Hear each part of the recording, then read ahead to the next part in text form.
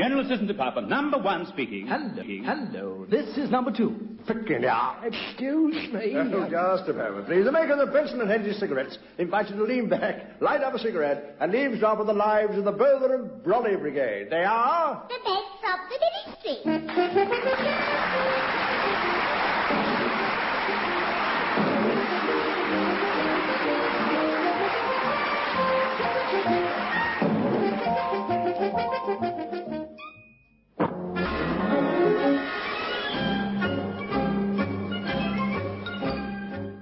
Today we leave the civil service workers to their work, where we look upon the civil service players at play. A rehearsal of the Civil Service Operatic Society. Oh, really, no, I'm not going on. Now, well, come along, everyone. Let's get on with it. I mean, you over there in the corner. Quiet, girls, please. Oh, I see. Yeah, quiet boys, please. Oswald, darling, is my costume all right? Oh, marvellous, darling, marvellous. I like you in trousers. It does something for you. But watch the makeup, dear. It's just a touch too heavy. But, Oswald, I'm not wearing any makeup. Oh, silly me. Yes, well, come along, everybody. This is the desert song, not the Sleeping Beauty. Drusilla, dear, you don't wear your yashmak there. Over your face, dear, your face. Yes. Now, are we all ready? Oh, where's the red shadow? Oh, it's too infuriating. Red shadow, red shadow. Oh, there you are. Let me look at you. Turn around. Something wrong? You're not supposed to wear a bowler hat over your burnous. And the red shadow did not have a moustache. She was clean-shaven. Then why didn't he call it the 5 o'clock shadow? Oh, jolly good. Yes, very droll. Very droll indeed. Yes, well, you just stick around, because we're casting Charlie's aunt next week. Now then, show me your defiant little bit. I beg your pardon. I mean, your defiance in the face of your enemies when you're surrounded. Oh, I see, yes. You mean like this. Oh, I say, how gorgeous. Oh, you'll be absolutely gorgeous, I can tell. I can see it all. We present... What was your name again? Lennox Brown. Yes. We present Lennox Brown as the Red Shadow in... Lennox Brown? Sounds a bit peculiar, doesn't it? You speak for yourself. I see. What's your first name? Roland. I see. We present Lennox Brown as the Red Shadow in the Desert Song. This is going to be a super production. Oh, I can't wait to get you on a camel. That's original, if nothing else, anyway. A camel? Do you mean a real camel? Oh, of course. Nothing but the real thing in Ozzy Allsop's production. You must give me a ring when you're putting on Noah's Ark. Yes. I see. Well, I'll have you know that I'm the most experienced producer in the government service.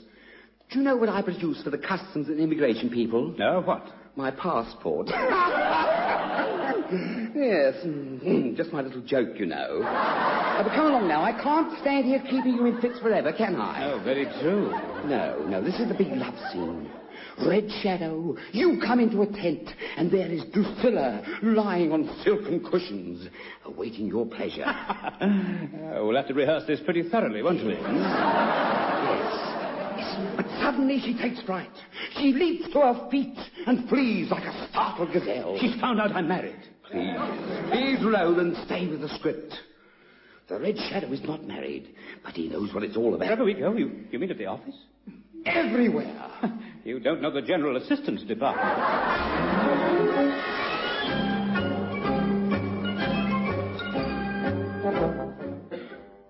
Now, look, Mildred, there are 8 working days left at the end of the month, right? Right, Mr. Lamb. Now, 8D times 4SF times 10B equals the minimum supply needed for survival. In a moonshot capsule? No, in the tea caddy. Now, this is the formula, you see, to work out how much tea we need to last us till our next issue at the beginning of the month. Blimey, a poor man's Albert Einstein. Mildred, it's the number of days left in the month multiplied by teaspoonsful per brew multiplied by the number of brews per day. 8D multiplied by 4SF multiplied by 10B. And how much you be short, Mr. Lamb? It's difficult to tell, Mildred. I can't quite judge the level. Why not? Well, because Mr. Lennox Brown keeps his tobacco pouch in the bottom of the tea caddy. Well, then, you'll just have your thingy as a dipstick. It'll get all bunged up if I do that. And it's the only one I've got. I've ruined 2 ballpoints already this month. Well, then, let's use Mr. L.B.'s scout knife. No, the one he used to spike his memos to the desk with. Good idea, Mildred. Where is it? It stuck right between Sir Gregory's eyes. What are you saying, Mildred? Mildred, no. I can't bear to think about it. Number 1, a murderer? No, Mr. Lamb. Between Sir Gregory's eyes in that newspaper picture on the tea-covered door. Pity. We could have had a day off for the funeral. There we are.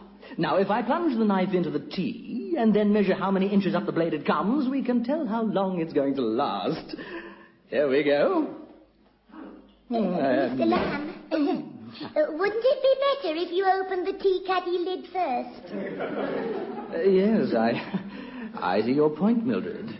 Still, now we can use it as a money box. Now, look, Mr. Lamb, just tip the whole lot out on this memo and then spoon it all back into the caddy and count how many. Good idea.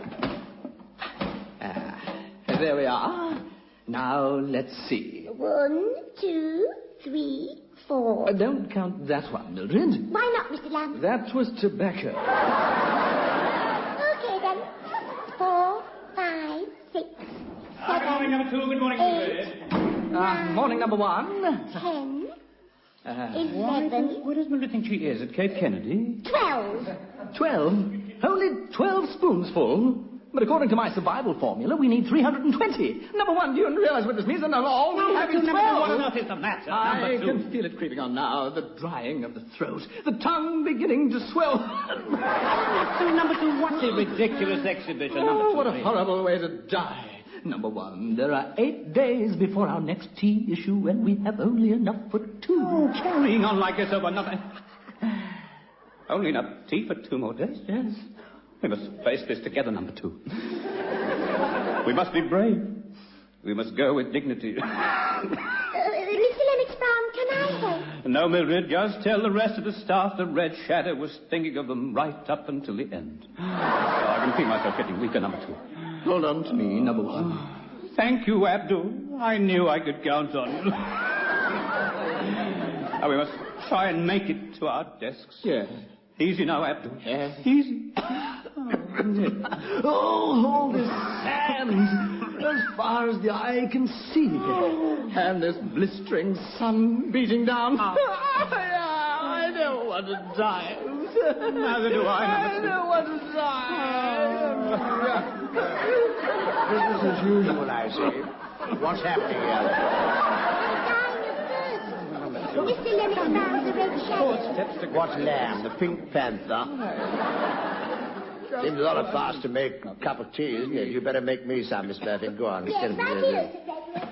Now, Lennox Brown, pay attention, man. This is Lawrence of Arabia speaking. Hello, Sir Lawrence. I mean, Sir Gregory. Oh, no, nice not to have you on the phone. I'm nice to have you here instead. Now, what's all this tomfoolery, eh? Well, I was just living my part, you see. I'm in the lead, you know, in the Civil Service Operatic Society's next production, The Desert Song. I never heard you sing, Lennox Brown. Sing, Sir Gregory? Oh, I've been singing ever since I was a little quaver. Hang on, I've been a wandering minstrel. Wrong opera. Actually, I'm always better after a cup of tea, you know. And what about you, Lamb? Are you in this thing, too? Well, I auditioned for it, but I haven't... I meant to tell you about that, number 2. I heard last night they're giving you a leading part, too. Oh, I say, are they really? Yes, you're leading my camel. Well, actually, this all works in very well with the job I've got for you. What do you know about shakes? Oh, I can't quite remember, Sir Gregory. I haven't had them since New Year's morning.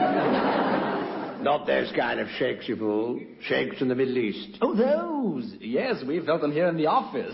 Was there much damage, Sir Gregory? Shakes, you muttlehead. Shakes, S-H-E-I-K-S. Arab shakes. What do you know about them? Well, I understand that they have a swimming pool that's about 100 miles long.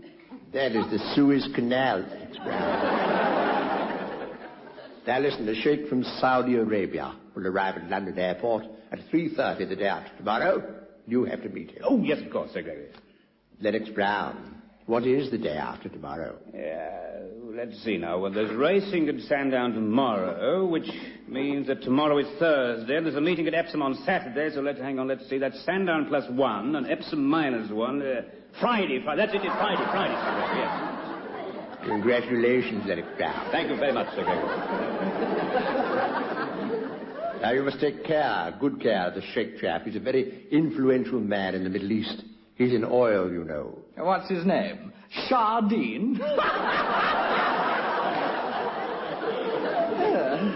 We're hoping to send him a new pipeline installation, good for the export drive and all that. Yes, of course, we understand, Sir Gregory. Now, whatever he wants, organize it for him. We need this pipeline order. There must be no slip-up. As of course, you can leave it oil to us, Sir Gregory. It's very funny, you know. What's that, Sir Gregory? I didn't know the Desert Song was written for a couple of crosstalk comedians. Oh, I say, number one, isn't this exciting? Meeting a real live sheikh. Do you think he'll have all his wives with him? Oh, I shouldn't think so. Look, when you travel by air, you can't take all your baggage, you know. The Mystic East. I once wrote a play about Arabia. Did you really, number two? What was it called? Up Your Pipeline. By the way, number one, did you bring me a script of the Desert Song? Script? No, actually, you won't really need a script. Oh, isn't it a speaking part? Oh, yes. You have to talk sort of, camel language. Really? But I don't know camel language. Oh, there's nothing to it, my dear chap. Look, repeat after me. Jamila, Bismillah, ay, ay, ay. Jamila, Bismillah, ay, ay, ay. Wonderful. You're bound to get results. I say, did somebody call me? No, dear, not just now.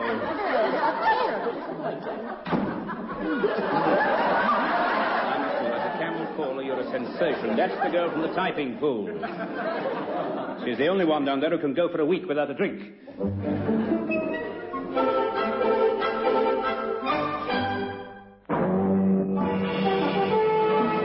Smokers everywhere are finding that one of the great things in life they can always enjoy is Benson & Hedges. Traditionally the name associated with perfection in cigarettes.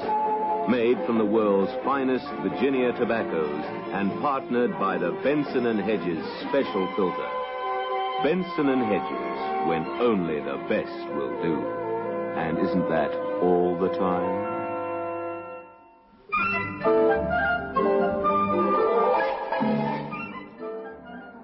Keep your eyes up on number two. We mustn't miss the Sheikh character. Look. I think I can see him, number one. Out there, sitting cross-legged in the middle of the booking hall floor. Nothing unusual about that. All the demonstrators do it. What makes you think he's an Arab Sheikh? Well, he's wearing a white sheet over his head and baggy pants. It's a funny place to be wearing baggy pants, isn't it? Where? In the airport building. Yeah. He's blowing down a long tube connected to a jar of pink water. Water? That can't be a demonstration. Let's go over and find out, shall we? I beg your pardon. Not at all. It can happen to anyone.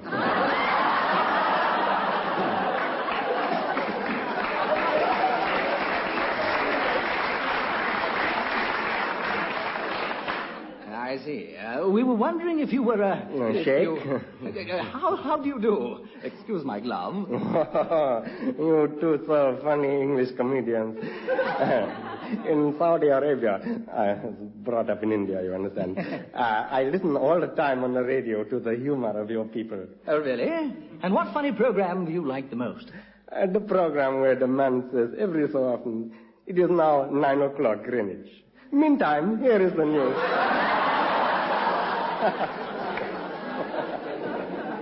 Yes, but that's a very old joke. I know, but I have a very old radio. I see. Well, my name is Lamb. And your name is... Hush, hush. Oh, I'm sorry. That's a funny name. Number two, we've got competition here. Look, actually, my name is Lennox Brown, and we are from Whitehall. Yes, and the idea is this, Mr. Hashish. Hush, hush. Sheikh. Hush, hush. The idea, Sheikh Hush Hush, is that we are at your disposal, and whilst you're in England, we'll assist you in every possible way. With a few exceptions.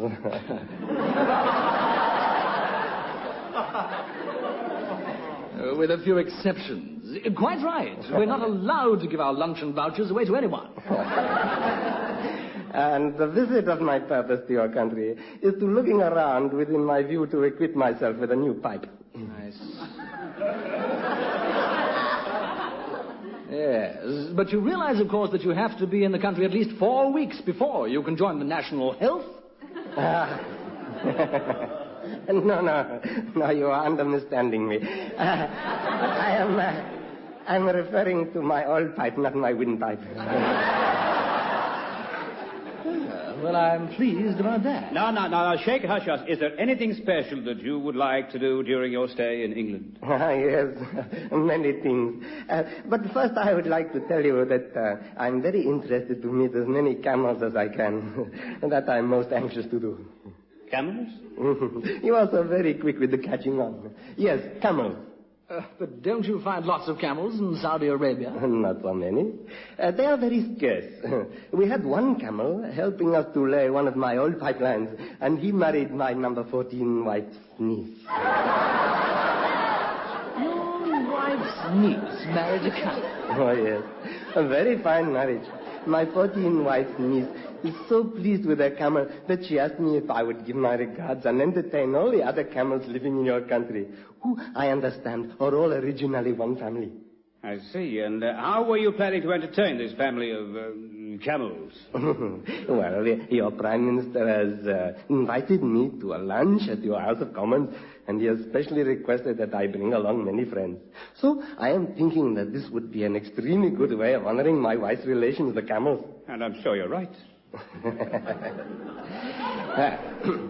So, I should be most extremely pleased if you could invite as many camels as you can to this fine luncheon party.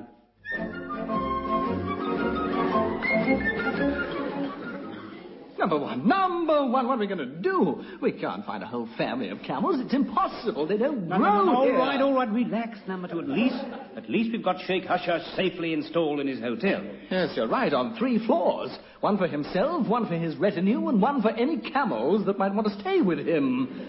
He's sand-happy, number one. Sand-happy? Look, how can you say that about a visiting dignitary? Look, what you mean is he's balmy. Look, anyway... Sir Gregory said we had to get him anything he wanted. Yes, but a family of camels. Nothing to it. Look, we have to go to the zoo, don't we, to pick up a camel for the desert song. Who knows what we'll find there.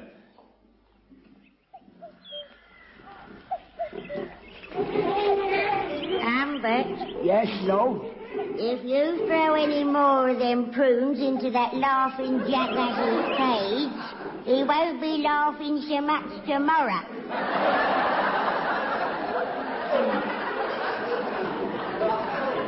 But he likes prunes, no? So do you, and you haven't laughed for years. I haven't got much to laugh at, Lo. Oh, no, I forgot your shaving mirror was broken, wasn't it, Lou? Oh, yes. By the way, Lo, aren't them government actors calling today to borrow Horace for the Desert Song show? Oh, that's right. Yes, they are, but oh, he's a nice old camel, is Horace. He has such playful ways. He gives you little nips on the sly. Yeah, he gives you little nips on other places too if you don't watch out. Here, who's these 2 fancy pants coming down the road? I don't know.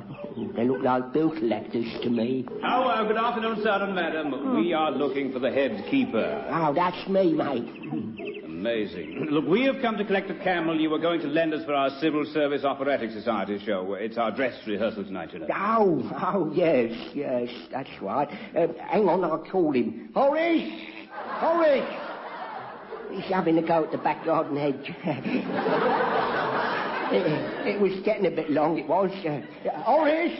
Oh, here he comes. Nice old camel, is he? Yes, and he's a prolific camel too, is Horace? Yes.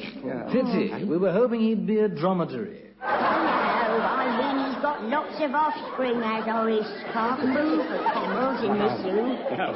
Very fortunate. Look, how many surplus camels have you got? Because we'd like to borrow them as well. Oh, well, now, let's see.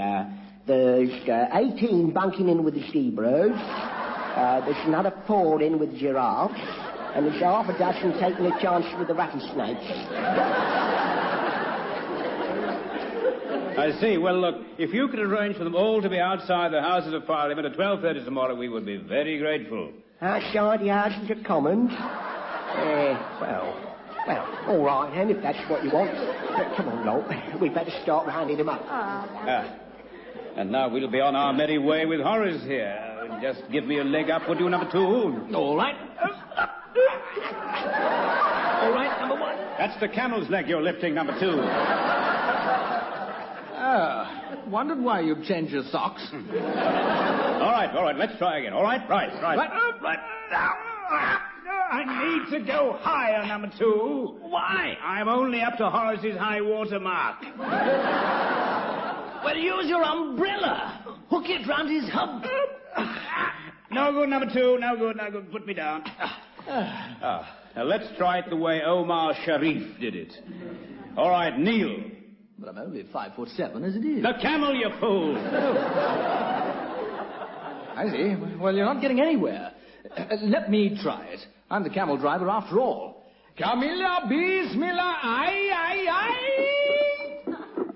After him, number 2. Quick, after him.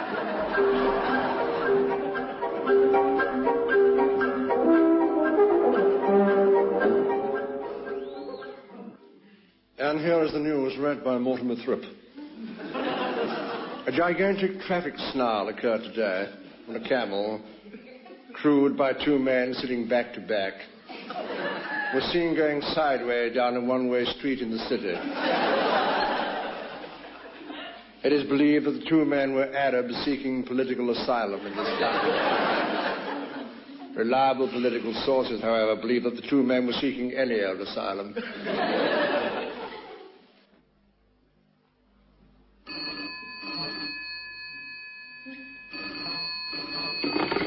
General Assistant Department, Lennox Brown speaking. Piccadilly, everything laid on for the Prime Minister's lunch with Sheikh Slapdash, that fellow in the House of Commons.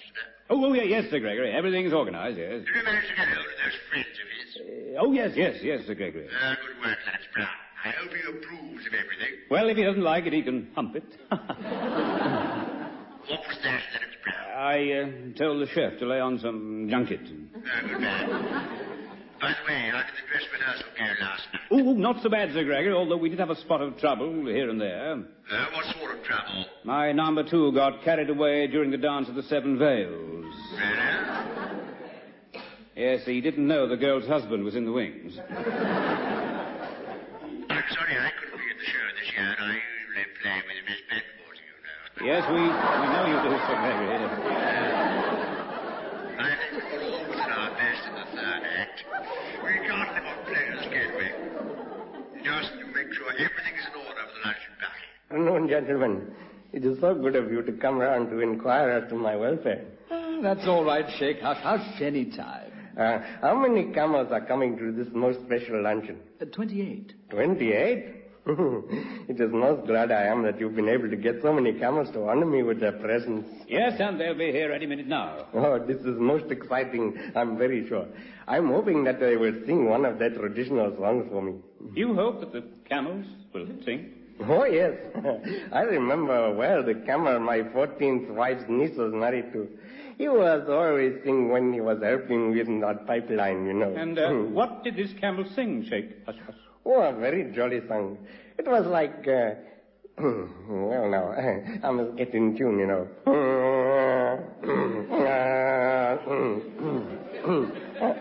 The camels are coming, hurrah, hurrah. The camels are coming, hurrah, hurrah. Those camels, I think I can feel an attack of the Nadgers coming on number 1. No. Very much jolly song, I am thinking. I was always liking to hear that song. When you said the camels are coming, you really meant the Campbells are coming, you know, the Campbells. That's right, camels. Very nice man, Mr. Campbell. Tell me, was he a Jock Campbell? That's very right. Yes, Jock Campbell, yes. Number 1, I just remembered an appointment. I'm due there at about now. Where are you due about now, number 2? I don't know, but I'm sure it's not here. And I think I'm supposed to be showing you the way, number 2. If you'll excuse me, we will be off. Yes, thank you very much indeed. Do Bye-bye. give our kind regards to your friends, won't you?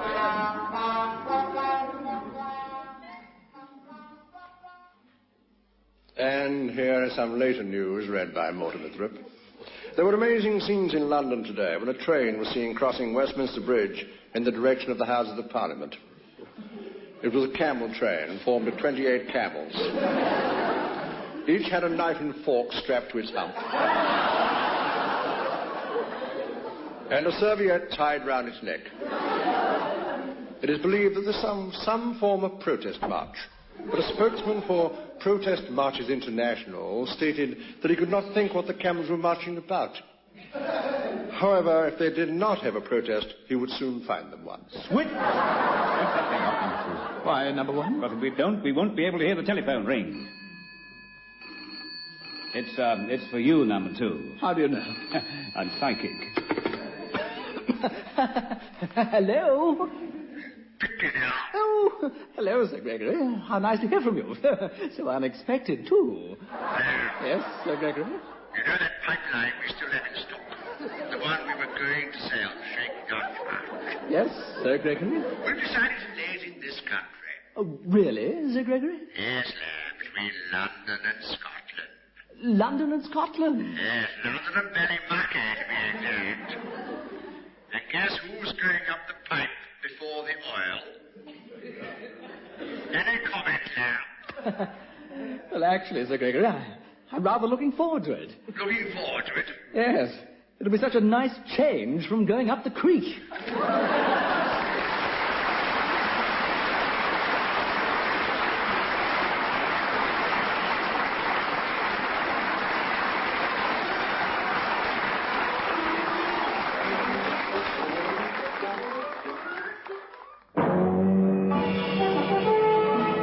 Smokers everywhere are finding that one of the great things in life they can always enjoy is Benson and Hedges. Traditionally the name associated with perfection in cigarettes. Made from the world's finest Virginia tobaccos and partnered by the Benson and Hedges special filter. Benson and Hedges, when only the best will do. And isn't that all the time?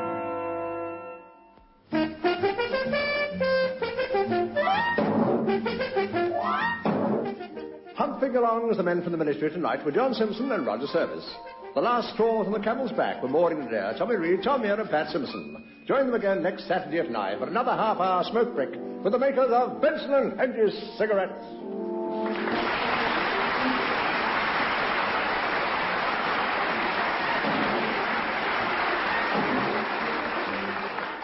John Simpson and Tom Meehan wrote tonight's Men from the Ministry script. Tom Meehan produced it before a wonderful audience. Joining us again next Saturday night? Great. See you then.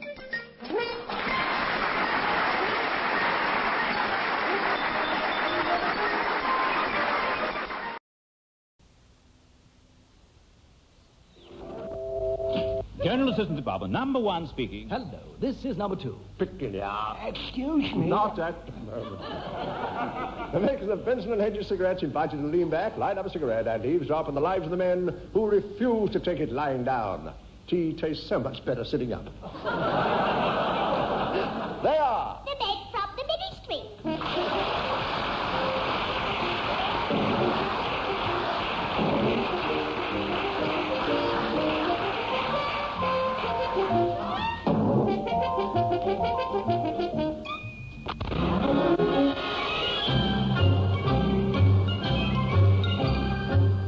The motto of the General Assistance Department is, a healthy never mind in a healthy body.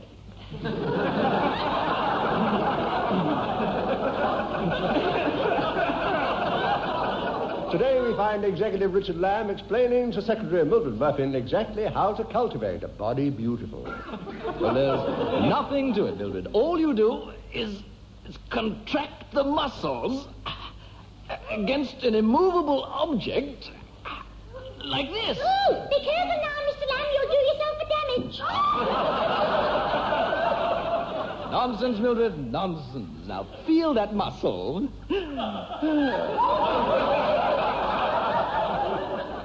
You see how it comes up since I started 2 days ago?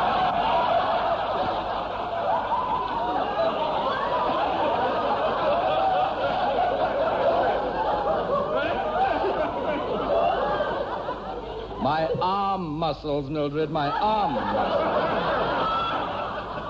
Not my neck. I know this is doing me good. Now, let me show you one of my exercises. I sit here at my desk like this, and then I put my open palms underneath the desk like this, and strain to try and lift it. Ow! Good morning, Mildred. Good morning, Number two. If you have any complaints, kindly lodge them in the box downstairs. There's no need to throw the office furniture about. I didn't, number one. You see, what was supposed to happen is what always happens when an irresistible force meets an immovable object. Only this time it wasn't, and it didn't. Very, very interesting. Can you explain what's been happening, Mildred? He's straining his fingers, Mr. Lennox. And I'm not surprised, Mildred. Yes, well, he doesn't know his own strength these days. He's been building up his muscles, you see. I see. Well, don't overdo it, number two. We don't want you treating this place like a jungle and swinging from the electric lights. General Assistance Department, me, Tarzan. I see. And where's your chimpanzee? He's right here beside me, Sir Gregory. What on earth is wrong with you two, Lennox Brown? Oh, nothing, Sir Gregory, although Mr. Lamb's under a bit of a strain at the moment. Aren't we all, Lennox Brown? Aren't we all? Now listen to me. The zoo's in trouble. Sue who, Sir Gregory? Zoo nobody, man. The zoo. Oh, I see.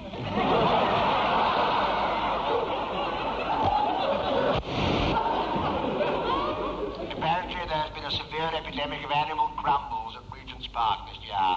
The Tourist Association people are very concerned about it. You mean they've got the crumbles, too? No, I do not. I mean that Regent's Park has to be restocked with a variety of wild animals immediately. You and Lamb are leaving for what a beastly land tomorrow morning. My email is on its way round to you. Goodbye. Yeah, but Sir Gregory, hang on, wait. Well? Isn't there anything else you can tell us? Oh, plenty, Lennox Brown, plenty.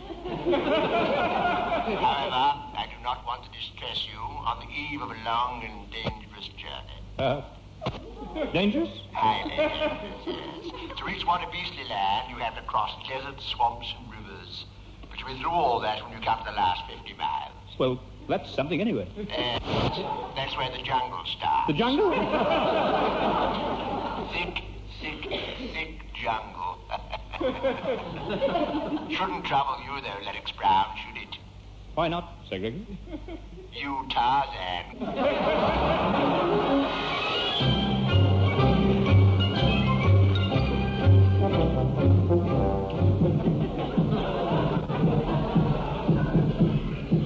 Hand me down another couple of dozen boxes of them headache powders, will you, Lolita? You didn't ought to take so many at a time, Humbert. Not for me, you silly old faggot.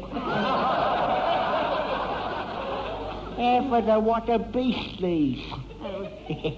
You're going well, these headache powders, are you? Yes, how are them moleskin trousers?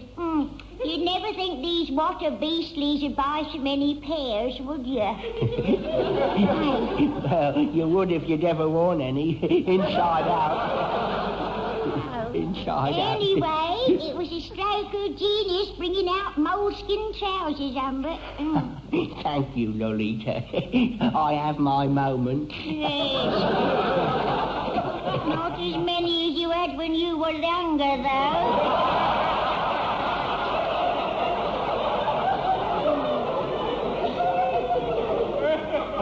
There isn't another trading store in what a beastly land selling moleskin trousers. How can you be so sure, then? Because there isn't another trading store in what a beastly land. Here, Lolita. We just started a new agency. What in? Wild animals. Wild animals? What do the water beastlies want more wild animals for? They got their own, haven't they? Not the water beastlies. Oh. They're not going to buy them, you stupid old twillop. It's these two blokes from London who are going to buy them. Two blokes from London coming here? Yes. I heard them at 4 o'clock on the drums, you know. So at 5 minutes past 4, I started an agency, see? Oh, but you're full of ideas, aren't you? Yes, but not as many of them as I had when I was younger.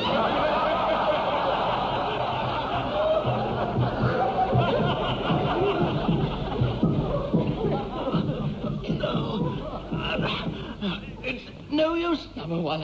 I'm done. I can't go on. Oh, really? Pull yourself together, number two. It can't be more than another 20 miles, as the crow flies, that is. Well, next time you see a crow, ask it if it'll give me a lift, will you? There's a limit to human endurance, number one, and this is it. Oh, just leave me here and let the vultures pick my bones clean. Oh, really, I can't understand you, number two. A little bit of discomfort and you go to pieces. You don't hear me complaining, now do you? Oh, but you're being carried.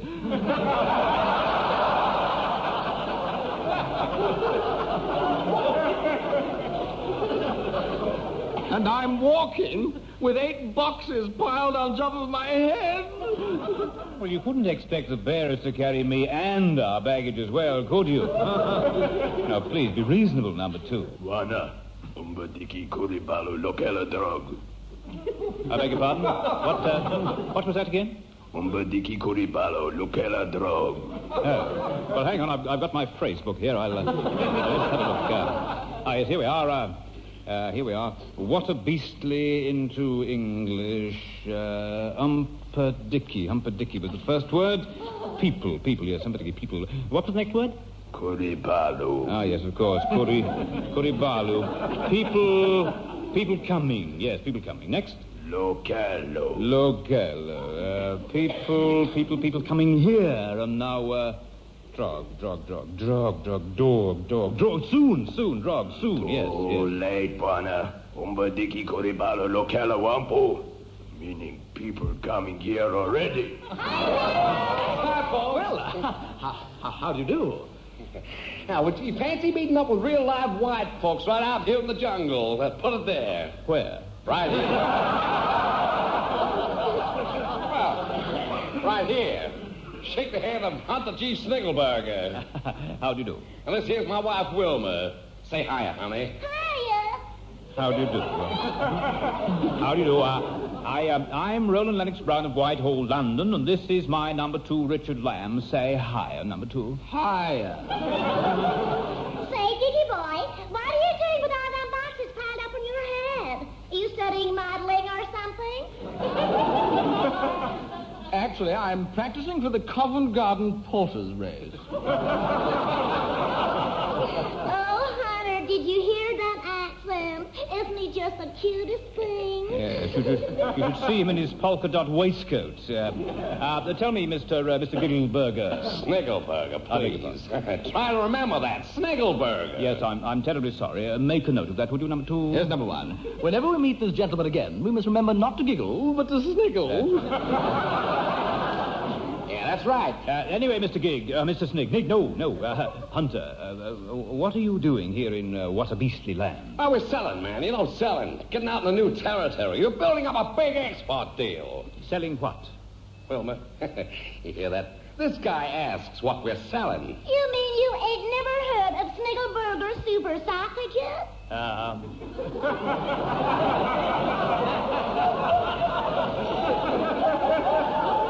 You ain't never heard our ad on TV? No. And I'm paying out all this dough. Now listen, Lenny boy, what happens is this. We got these half-dozen dollies that come out dancing, see? Yeah, they're all dressed like little red devils with horns and pointy tails, you know. And they're all carrying big forks. With what object? Oh, we're telling you, Lenny boy. These dolls are standing around a big fire, see? And pretty soon one of them pulls out the biggest, fattest sausage you ever saw in your whole life. Pork or beef? Do you mind? Well, actually, I do, yes. Usually I ask for pork. Yeah, but listen what I'll tell you. As soon as I see this sausage, all these dollies hauls up and digs their forks into it. Whereupon it goes. And they all shouts, Wow! Sniggle burgers! If you're looking for a banger, that's a real taste treat. Sniggle burger sausages make both things meet.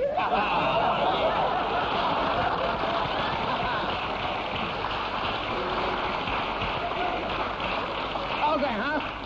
Well, that's very impressive, Mr. Snickleburger, but this is what a beastly land, and how are you going to sell your sausages here? Oh, about $1 a pound, same as back home, you know.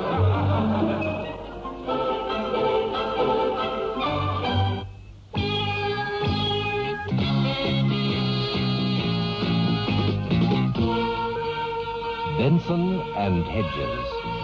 One of the great things in life you can always enjoy. Smooth, satisfying, pure gold. Benson and Hedges, when only the best will do. And isn't that all the time?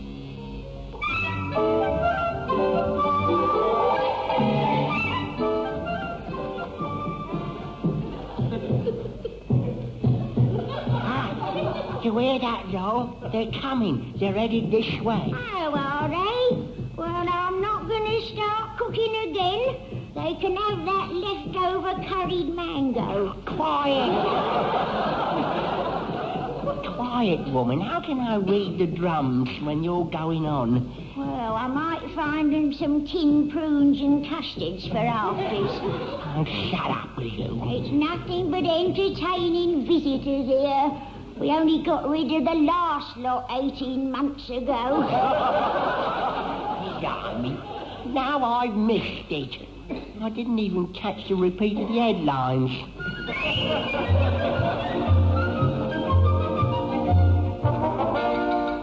Welcome, friends. Welcome to What a Beastly Land. Thank you very much. I bring you greetings from Big White Queen across the sea. Hey?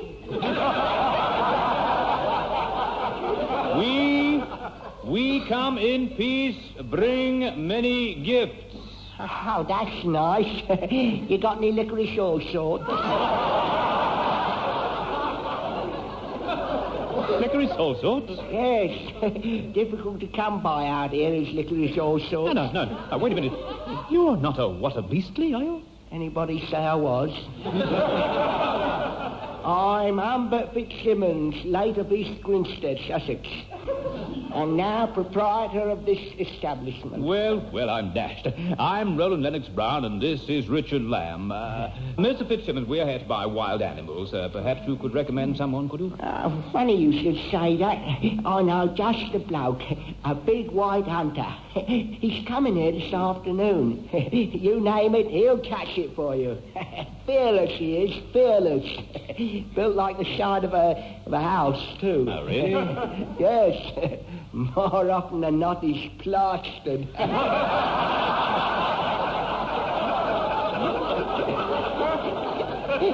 Just my little joke, you understand. Hey, but you just wait until you meet him. He's rough and tough and old man. Hello? Well, gents, this is him, Alan Watermain. Oh, well, how do you do? How do you do? Roland Lennox Brown and Richard Lamb. Charmed, I'm sure. Well, I'll leave you to it. Anything you want, gents, he'll fix you up. What happens if we don't want anything? Oh, it is nice to see new faces and such rosy cheeks you have, Mr. Lamb. Number one. I think I lost one of my galoshes in the river. No, please, relax. Number two. Mr. Watermain's just the man we've been looking for. Now, could you lead us to some big game, Mr. Watermain? Big game, eh? Well, I mean, What a Beastly Land are playing Pomeroon at netball on Saturday. I can't resist making a quip, you know. I'm very droll. Oh, very droll indeed. Now, about these wild animals, we need Helen. Alan. Could we have, say, Harper-Grove's mixed colours and sizes delivered FOB at the going prices? Oh, no. You'll have to come with me and pick the ones you want. You mean go out into the jungle? Just the three of us? Well, don't worry, Richard. I'll defend you from the animals. It's not them I'm worried about.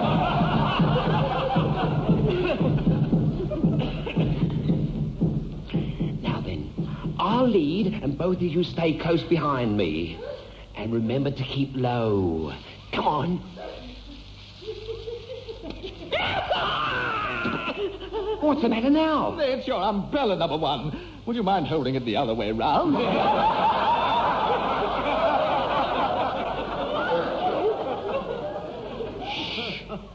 Something over there in the bush. Number two. Control. Look, I'm right behind you. Now, I'll pull the bushes aside, and you throw this net over whatever it is inside there. Have you got it? Just that. Throw the net, draw this cord, and then pull? That's it. Well, if it's as simple as that, you'd better do it, number two. I'll wait till something more difficult comes up. No, quickly, number two, before it gets away. Incidentally, what's your middle name? Lancelot. Why do you want to know? Oh, just in case a civil service staff magazine wanted it. Are you ready? Now. Yeah, what's going on? Mr. Fitzsimmons. Can't a bloke and his wife go for a little stroll without being molested?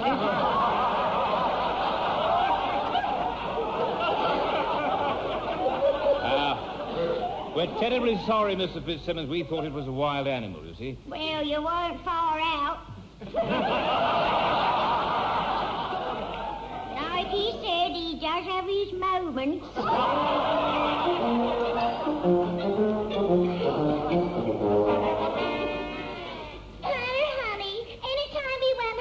Sure, Wilma, sure. Just as soon as we pick up one real big order. We just gotta put Sniggleburger super sausages in the water beastly land. Yeah, but couldn't we put them in somewhere like Paris, France, or Rome, Italy? I can't tell you what water beastly land's doing to my nylon. Wilma, did you ever know a Sniggleburger who gave up? Well, there was your great Uncle Elmer Sniggleburger who gave himself up. Yeah, but we don't talk about that. Just one big order, Wilma. That's all we need. And tomorrow, I'm going right over to Fitzsimmons' trading store and pick it up. Gee, Hunter, you're so dynamic. Now, let's see, Mr. Fitzsimmons. We've got 3 lions, male, 2 she lions. No. They are called lionesses, number 2. Oh, yes, of course. Like the Dutch have duchesses. Yes, exactly. 2 pairs of giraffes with matching neck lengths.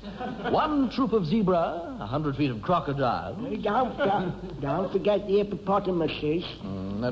They're down here. And the rhinoceroses. They're down here, too. Seen plenty of rhinoceroses. I have when I was down south in Sluy. Where? Sluy. Amazing. Wouldn't have thought there was such a place. Anyway, look, I think Sir Gregory would be pleased with this lot, don't you, number 2? Absolutely. Now, here's our card, Mr. Fitzsimmons. There we are. Now, consign the animals, care of us, at this address, and we'll reroute them to Regent's Park when they arrive. Oh, dear, what about an elephant? Yes, well, Mr. Watermain's promised to find one for us tomorrow. He's got his eye on one weighing about 7 tons. Put it on the list, Mr. Fitzsimmons, would you? And just put it in the bag, I suppose.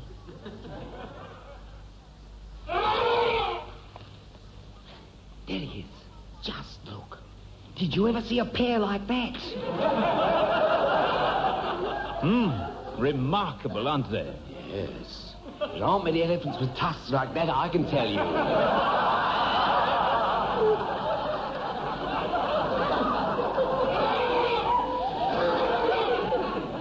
Poor thing. Perhaps he's hungry. Shall we give him a bun? A bun? He'd tear you apart. No. We'll put a dart into him. Nobody could throw a dart that far.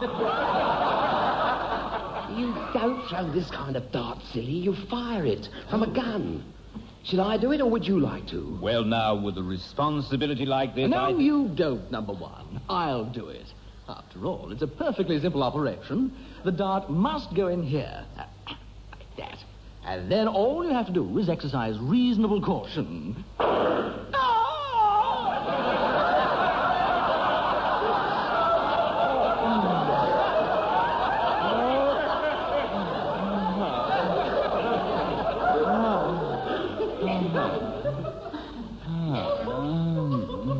Oh, I see. It always happens. Whenever I go for double top, the dart goes into number one. I'm terribly sorry, number one. It's no good talking to him. He'll be out for 24 hours. I don't know some people. Here, let me show you. You put the dart in like this, you see, making sure the safety catch is on.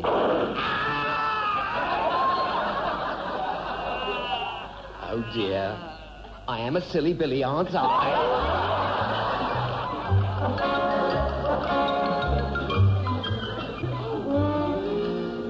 Lambert, where's them two fellas from London? They're still asleep now. Well, you better wake 'em up then, else they'll miss their poached eggs and prunes.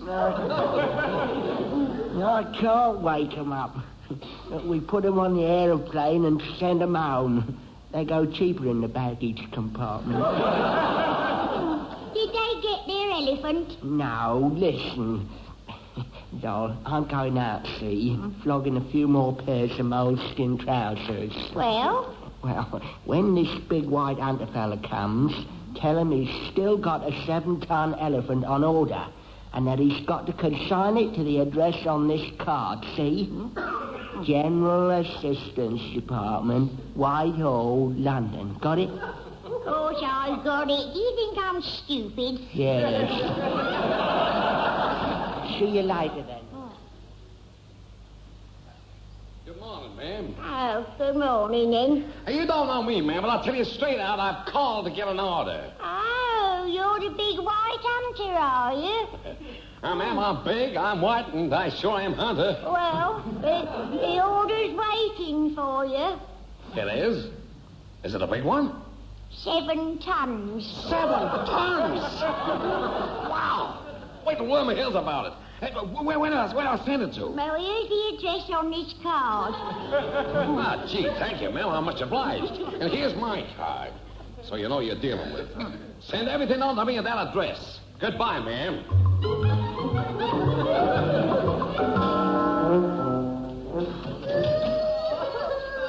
Ah, good morning, good morning. Good heavens. Mildred, number two. Number two, where are you? We're behind these boxes and we can't get out. There you are. Oh, thank you, Mr. Lennox Brown. Oh, I thought we'd have to tunnel our way out like the Count of Monte Cristo. But what is all this? What are all these hundreds and hundreds of boxes here? It's 7 tons of Sniggelberger's super sausages. That's what it is. They've been coming here since we opened the office, piling them up. Sniggelberger? But that's the American chap we met in What a Beastly Land, isn't it? But we didn't order any sausages from him. All we've got left on order from there is an elephant. A 7-ton elephant. That's right, a 7-ton.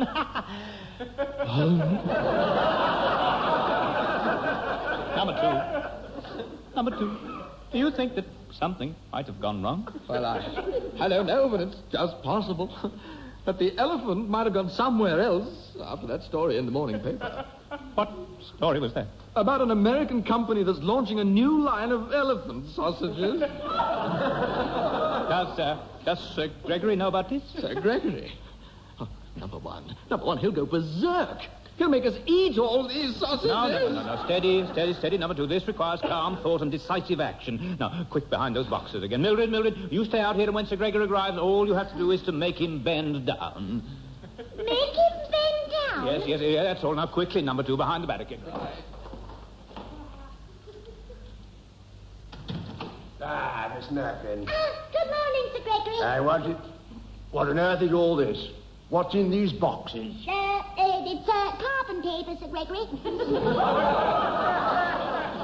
carbon paper. What are you typing? Today in Parliament?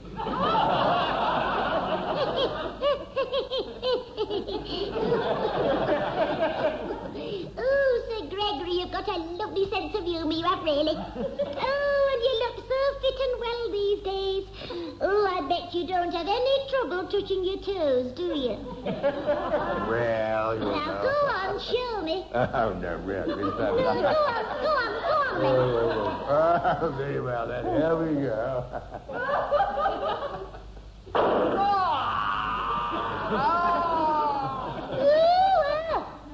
Oh, you've shot him, Mr. Lennox Brown.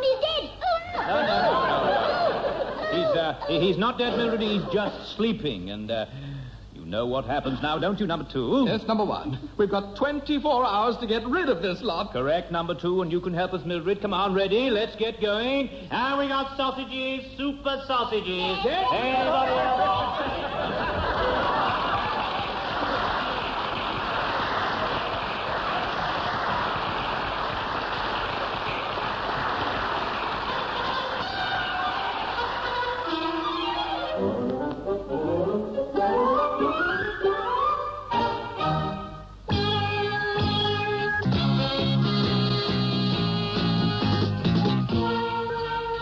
Benson and Hedges. One of the great things in life you can always enjoy. Smooth, satisfying, pure gold. Benson and Hedges, when only the best will do. And isn't that all the time?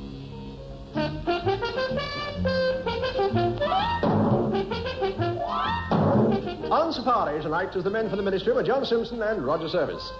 Darting along behind, more than a day, Tommy Reed, Tom Meehan and Pat Simpson. Join us again next Saturday at 9 for another half-hour radio smoke break brought to you by the makers of Benson and Hedges cigarettes.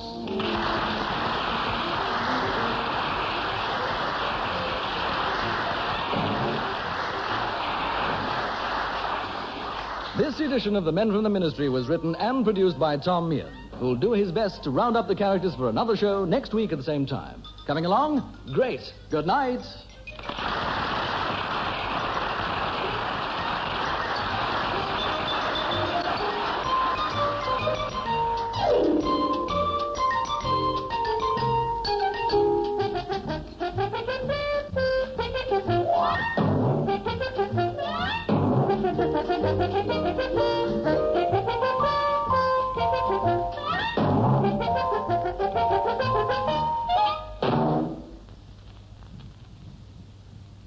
It's time to meet the men from the Ministry.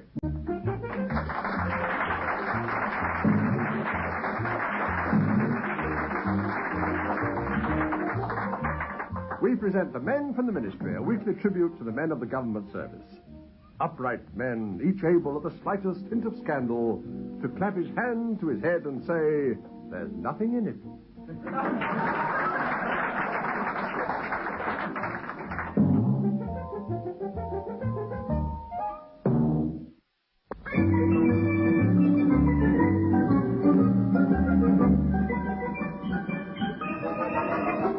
Our story, as usual, centers on the General Assistance Department, through which there passes every week a constant stream of papers.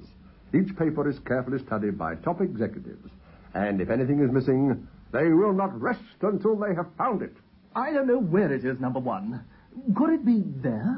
Oh, I don't think so, number 2. Look, if you ask me, it's over there. You know, this spot the ball contest gets more difficult every week. Still, as the Prime Minister said, if we want a better standard of living, we've all got to work harder and step up productivity. Yes, of course, number 1. So let's get this finished, and then we can start on that other thing. What was it? Oh, yes, putting 10 pictures of Elizabeth Taylor in order of merits. Yes. General Assistance Department, Lamb speaking. It must be the permanent Undersecretary, number 2. You've gone quite white. Let me have the phone, will you? Hello, Sir Gregory. Well, Lennox Brown, where have you put that airport, Airport Secretary. Why, is there one missing? A new one, London's 4th airport. You were given the job of finding a site for it. Oh, that airport. Don't worry, we're leaving no stone on... No heaven... What did you say it was again? The airport, yes. Oh. The new airport. You're supposed to tell us where to put it. Oh, yeah. Yes, of course. Well, look. Yes, the matter's in hand, Sir Gregory. We were just conducting a detailed search when you rang. Weren't we, number 2? Indeed we were. Well, hurry it up. The minister wants a decision. At this rate, you'll have the aircraft queuing up to land before the blessed thing's built. Look, tell me, number 2, have we done anything on this new airport business, like finding a suitable site? Well, almost. We did start looking, if you remember. Then Mildred came round for the tea money. Drove it clear out of our minds. Oh, yes. Yes, of course, I remember. Look, we better get weaving. Let's have a look at the map, shall we? Let's have a look. I don't know how we ought to go about this thing. That's where my experience with town and country planning comes in. We always use this handy little device. Yes, a pin. Well, I'll close my eyes and stick it in the map. Good man. How about... there? I'm so terribly sorry, number 1. Just a slip of the pin. I'll try again. There. Right in the middle of a red bit. What's that? Blood's number 2. Mine. Oh. Well, another try then. There. An interesting suggestion, number 2. London's 4th airport in the middle of the Bristol Channel. Oh, how silly of me. Well, one more try. There. How's that? Oh, how far is that from London? About 1.5 inches. Splendid! Splendid! Yes, that will do marvelously. Right in the middle of a green bit, too. The only thing is, there seems to be a village there. The steeple Bumstead. That'll have to be demolished if we put an airport there. Oh, no problem. Number 2, a couple of bulldozers, spot of dynamite, and yes, but won't the villagers mind having their homes flattened? No, I shouldn't think so. After all, it's progress, and I'm sure they won't argue with progress.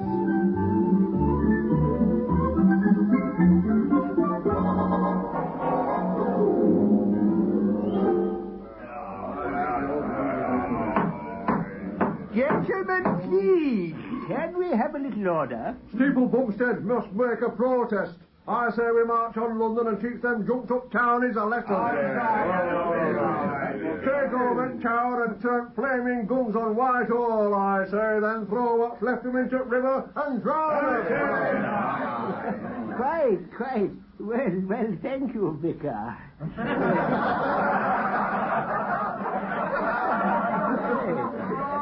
It is nice to hear the moderate point of view. Does anyone else have anything to add about this ministry decision? There's an airport here at Steeple Bumstead. Now, well, I say he's right, Squire. They'll soon change their minds if we use force. I can't agree with you there, What Mucket. I say we should try and talk them out of it. In fact, 2 ministry officials are coming here this afternoon to discuss the matter. It's a waste of time. Give them a good thumping. That's right, good. Teach them a lesson, I say. I'll tell you what, Squire. You try it your way and we'll try it ours.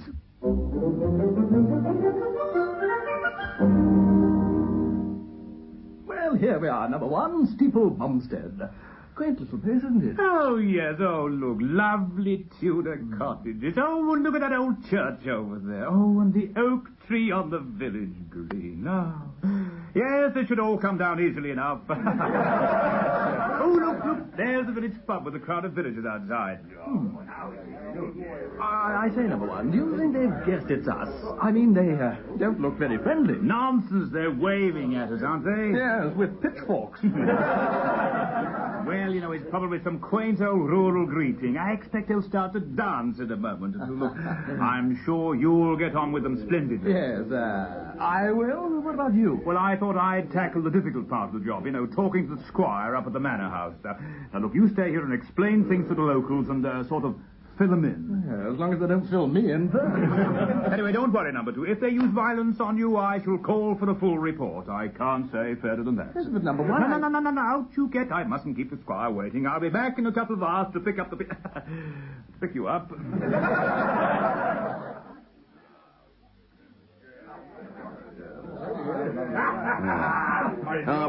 Little half part of rough cider for the Ministry, man, Mull. Right, or what? Now then, Mr. Lamb, you were saying? Was I? Oh, yes.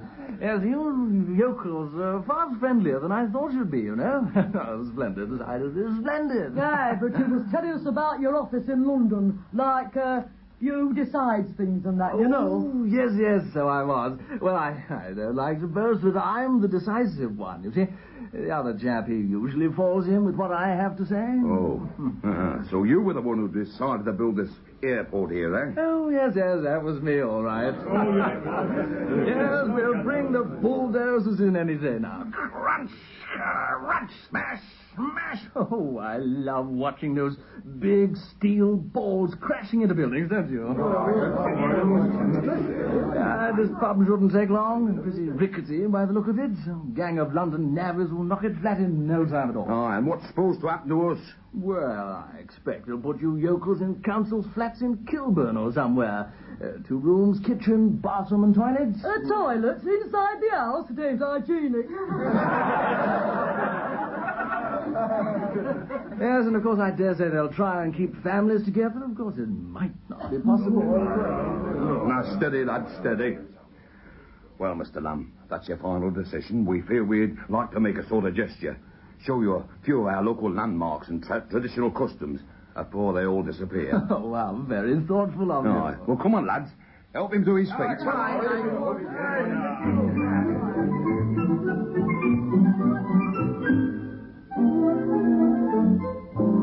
Now then, Mr. Lamb, we'll show you one of our quaint old historic customs. Come along, lads. Guide the gentleman over here. Very traditional, this is. Just here by the village pond. Oh, yes. It's a seesaw, isn't it? I say, why is there a chair on the end that's over the water? No, I don't think I really want to sit in it. No. A little more peasant, Lennox Brown? No, thank you, no. But perhaps another glass of that delightful claret. Oh, but of course. I do hope the villagers are taking good care of your colleague. He'll be up to his eyes in local hospitality now. Good. Yes. Oh, what a magnificent view you have from this window, Squire. Look, you can see the whole village laid out like... Oh, hello. There seems to be something going on down there. Eh? Oh, yes. Round the village pond. Quite a crowd gathered. That's where the old ducking stool is, you know. Oh, yes. Well, isn't that nice? I expect they're showing my number 2 one of the local customs. Yes, indeed. Oh, it looks as though they've got some sort of stuffed dummy in that stool. Oh, it's quite realistic, too. There it goes now, right under the water. Oh, quite a splash, my word. I hope my number 2 got a good view of all that. He does enjoy this sort of thing, you know. It's coming up now. Oh, so it is.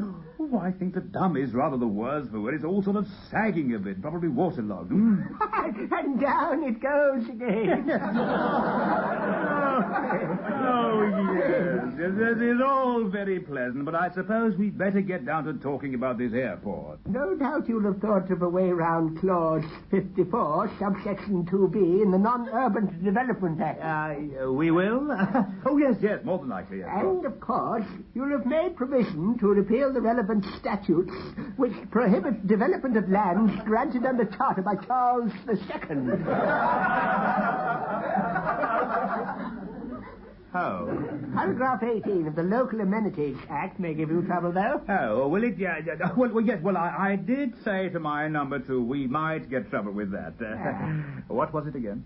You certainly don't mind taking on a lot of hard work. No, well, Look, I've been thinking, though, perhaps it isn't quite fair for us technocrats to come down here and impose our plans on a simple community.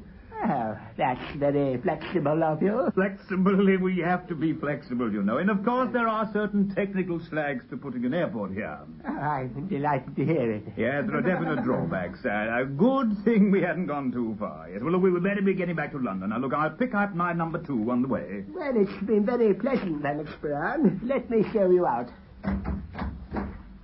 I'll have your car Good heavens. What on earth is that stumbling up the drive? He's a sort of vagabond by the look of him. It's me, number one. Oh, thank goodness I'm safe at last. Number two, good gracious, what have you been up to? Look, your clothes are all in a disgusting state and you're covered in grease. Chicken fat, number one. Oh, it's a long story. Yes, all right. Well, another time, number two. Look, we must be getting back to London, and I must say you're setting a bad example to the locals going about like that. Well, I'll explain it all in the car. Oh, no, you won't. You're not coming in a ministry car in that state. Tar on your face and feathers in your hair and all.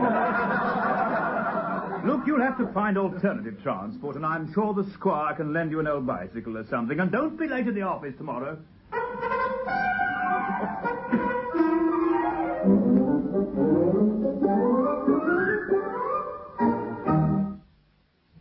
Get that great Gunston taste, the deep toasted flavor of rich, ripe tobaccos at their best. With Gunston Toasted, you get the finest broadleaf Virginia tobaccos enriched with selected aromatic types for that great Gunston taste. That's why a handful of Gunston is a fistful of flavor. Get that great Gunston taste. Gunston Toasted. Mobile Premium gives you most power for the runt. Most power for the runt. Now, what do they mean by that? What do you mean, what do they mean? Well, are they talking about the money or the place? Well, both, of course. Mobile Premium gives you most power for your money at any altitude, on the Witwatersrand, runt, at the coast, or anywhere in between. So get moving. Get mobile.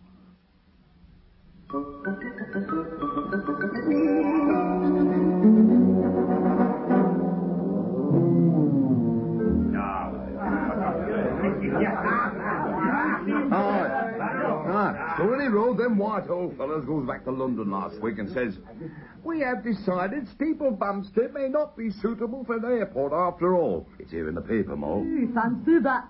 Steeple Bumpstead in newspaper. One of the factors we must consider is the high compensation we've had to pay. What's that? Compensation. Ain't that what you had when you weren't regular like? No. That was conflagration I had. Oh. Compensation is like money. Money? Yeah, that ministry fella never said nothing about money. Well, go on, what? Read it out. You read your proper speaking. Steeple Bumpstead is on valuable land, said the minister, and we'd have to pay the local residents a total of over £2 million. £2 million? Here, what? Do you know what I'm thinking? If you're thinking what I think you're thinking what I'm thinking. And I'll tell you what I'm thinking. What? Should have thought. We should have thought instead of acting precipitous. Acting what? Acting what I said. You don't think I want to try and say it again, do you? We've got to get them back. That's what we've got to get them back.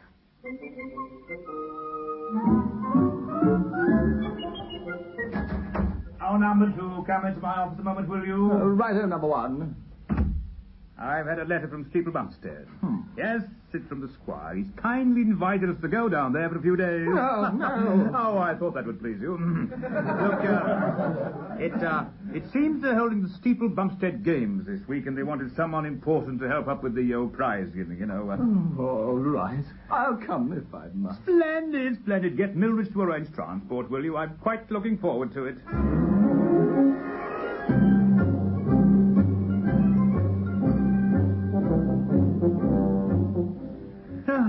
What a splendid meal, Squire, splendid. I'm glad you enjoyed it, Lennox Brown. Pity your colleague wouldn't come down to dinner. Yes, he locked himself in his room, you know. He absolutely refuses to come out. He says he's going to stay there all week. Strange, isn't it? I understand he's got a shotgun in there with him. Oh, very odd, yes. Well, now then, Squire, what was it you were wanting to tell me? To put it bluntly, we do want the new airport built here after all. What? But good heavens, my dear fellow, last week you said you didn't. And anyway, what about that thingamabob clause in the old What's-Its-Name Act? Oh, that. Well, it doesn't really apply in this instance. Paragraph 12D clearly states that the obligation on the Crown to restore conveyance is only applicable if the rateable value exceeds 2% of the compulsory purchase price.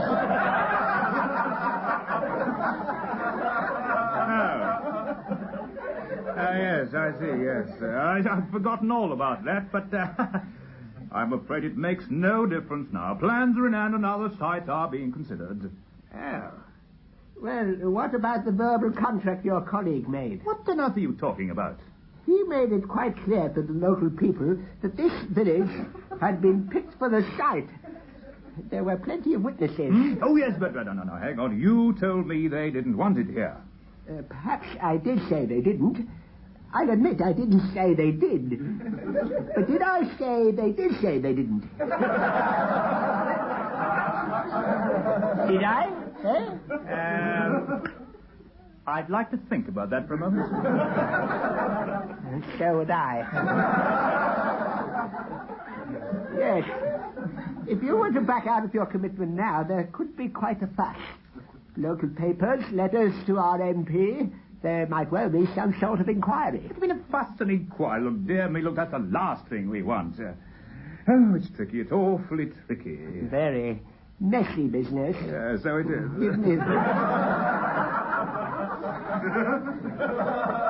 Give me the old straightforward way of settling a dispute every time. A wager between gentlemen. Only honourable way. A wager to settle an important matter like this? Easiest way. You're right, you know. All right, here we go. Heads, we build the airport here, and tails we don't. Just a moment, Lennox Brown. There's a way we could get a bit of fun out of it. We could use the Steeple Bumpstead games. Use the games? Yes. Why don't you put up one of your civil service chaps against one of our village lads? Winner to decide the matter. Oh, well, that would be most irregular. It might be rather amusing, though. Yes. Rather short notice for you to get a contender by tomorrow, of course. It'll be a tough contest. Bit of sweat and strain. Oh, yes. You sound as though you are. No, yes. Well, don't worry. I think I know just the chap.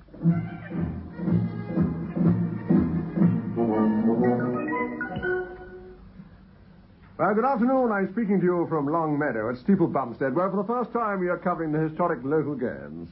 Wat Muckett, a champion for the last 7 years, is being challenged by a London athlete, Mr. Richard Lamb. Indeed, they are the only two competitors. At the moment, it's 2-1 to Muckett. In the archery contest, Lamb began by hitting the bull, but it turned nasty and chased him round the field. And so it was a clear win for Muckett, who went further ahead in the horseshoeing event, getting 5 horses shot while Lamb was still struggling to shoe his first. Lamb said afterwards he'd had trouble with the laces. Now, the next 2 events here are traditionally the 100-yard dash followed by the all-in wrestling. Lamb won the dash with an amazing burst of speed. Indeed, he ran right past the post and some way up the road to London before being stopped. Now it's the all-in wrestling just about to begin. Lamb, by the way, weighed in at 9 stone 5 and Muckett at 18 stone. As a distinguishing mark, Muckett has a small brown mole on his shoulder. I believe it's a family pet.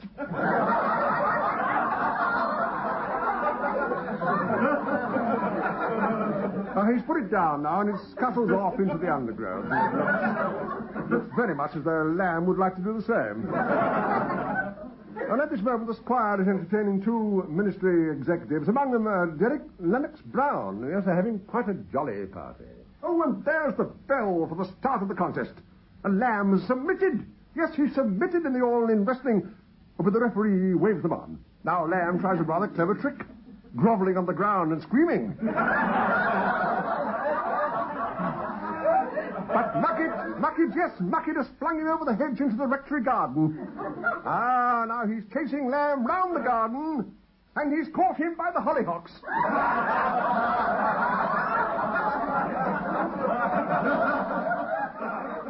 It's all over. All over. Yes, the referee has disqualified Muckett for an unfair hold. And so it's Lamb. Lamb is the winner. Lamb wins this event. He's going over to the squire's box for a word with his trainer.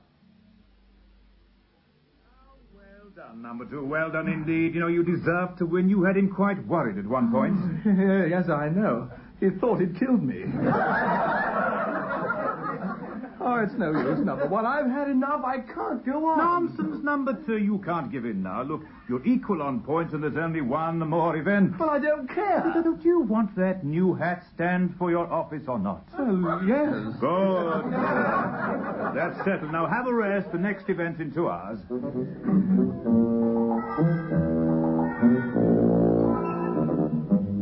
Well, welcome back to the Steeple Bounce-Up Games, where the final event is now almost settled, with one competitor already outclassing the other. Yes, this great pie-eating contest looked like a clear win for Richard Lamb. He's leading Muckett by 11 steak and kidneys and is still going strong. And, my word, he seems to have run out of pies. They're rushing some more over to him, but he's eating a bar of chocolate while he's waiting. And it's all over. Muckett has given in. So Lamb is the winner of this event and champion of the Steeple Bumster Games. And there he goes, striding off towards the refreshment tent. The squire... Oh, yes, what a marvellous contest. The squire's going over to have a word with the gallant loser. You useless oaf, Muckett. I've never seen such a poor performance. Oh, well, I'm sorry, Squire. I did my best. Nonsense, man. Nonsense. 2 steak and kidneys and half a shepherd. Well, I can't understand it. I did far better at rehearsals this afternoon. I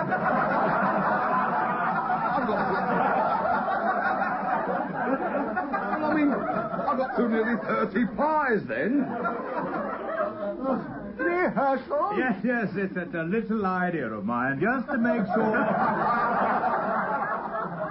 make sure things went smoothly during the actual event. I sent a note to all the contestants calling for a rehearsal at 4 o'clock. But the event started at 6. Oh, and I was rehearsing on my own. The other fellow weren't there. Not there? Oh, that's a pity. He couldn't have got my notes. Why, you rogue, Lennox Brown. No, nonsense, my dear chap. Lamb would have won anyway. Look, I'd seen him in the staff canteen guzzling away and even going back for more. He's a natural glutton, Lamb is. Why, only last year we won a 10 and 6penny postal order for eating 12 oranges in 10 minutes. 10 and 6pence? Yes, it was a civil service staff dance, as I recall. 12 oranges he did, and he didn't even bother peeling half of them. Then he's a professional. I beg your pardon? A professional. It is won a monetary prize for eating. I thought that was the place. It disqualifies him. Amateurs only in the Steeple Bumster Games. It's always been that way. He slipped up on his orange. Oh, what? No. I beg your pardon. I'm sure you are. Yes. No, I'm sure you're right. Absolutely. So, my man wins that event and the games. And you build the airport here and pay the compensation. The airport? Oh, dear. No, well, Oh, there you are, number 1. Oh, what an afternoon. I'm aching all over. Still, it was worth it in the end. You idiot, number 2. You let the side down again. Who would have thought that I beg your pardon. Get out of my sight, number 2. And if you want to get back to London, you better start walking. I am not having a professional glutton in my car.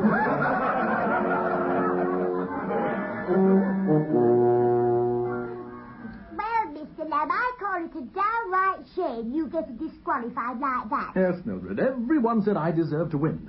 And who knows where it might have led to. Perhaps even the honor of representing my country. That's if they have pie eating in the Olympic Games. Anyway, they are building that airport at Steeple Bumstead then. Yes, Mildred. It turned out to be the ideal site. The locals are delighted with their compensation. Mr. Lennox Brown's been commended for his hard work in dealing with the matter. And I'm glad to be shot of the whole wretched business. Number 2. A little job sent down from Sir Gregory. They're building a motorway in Scotland and they've got to demolish a fishing village. Demolish a fishing village? Yes, we're to go up there and explain it all to the fishing folk. At least you'll be explaining it to the fishing folk. I've got to square things with the local laird. Just 1 minute, number 1. Now, it's a charming spot, lots of quaint old local customs. According to the guidebook here, there's what it is called the raw herring contest. Yes, another one here called Jock on the Marlin Spike. I can't imagine what that is. Oh, yes, number 2. I think you'll enjoy this trip.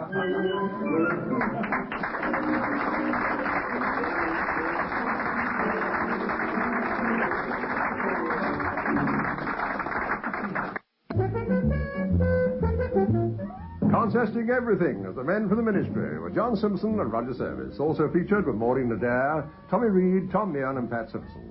The programme was written by Johnny Mortimer, Brian Cook and Edward Taylor.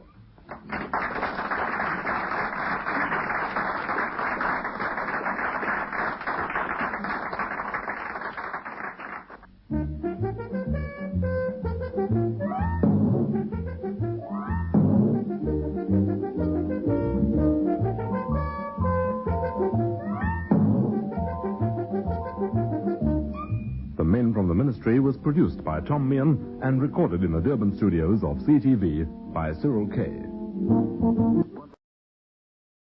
General Assistant Department, number 1 speaking. Hello, this is number 2. Picking out. Excuse me. Oh, just a moment, please. The maker of the Benson and Hedges cigarettes invites you to lean back, light up a cigarette, and eavesdrop on the lives of the Bother and Brolly Brigade. They are... The men from the Ministry.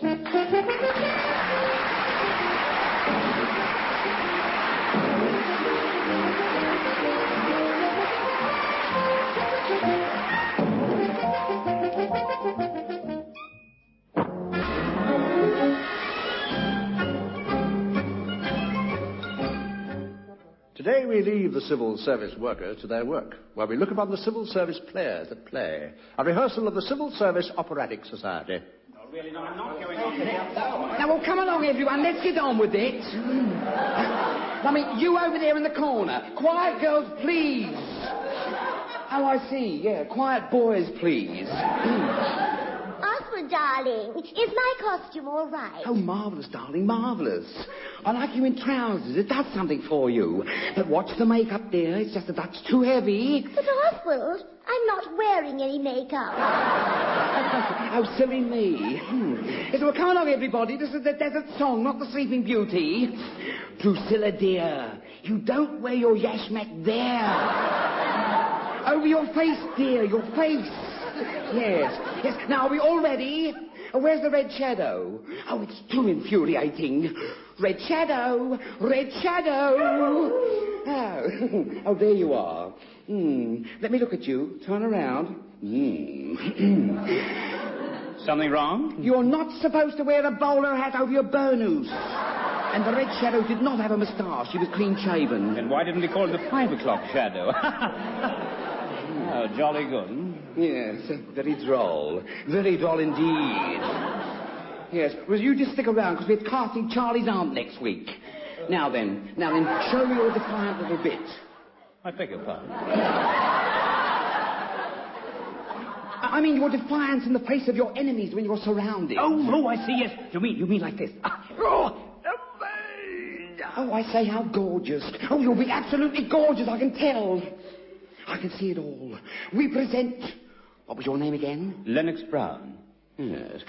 We present Lennox Brown as the Red Shadow in... Lennox Brown? Sounds a bit peculiar, doesn't it? You speak for yourself. I see. What's your first name? Roland. I see. We present Lennox Brown as the Red Shadow in the Desert Song.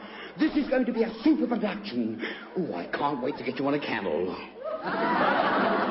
That's original, if nothing else, anyway. A camel? Do you mean a real camel? Oh, of course. Nothing but the real thing in Ozzy Allsop's production. You must give me a ring when you're putting on Noah's Ark. Yes. I see. Well, I'll have you know that I'm the most experienced producer in the government service.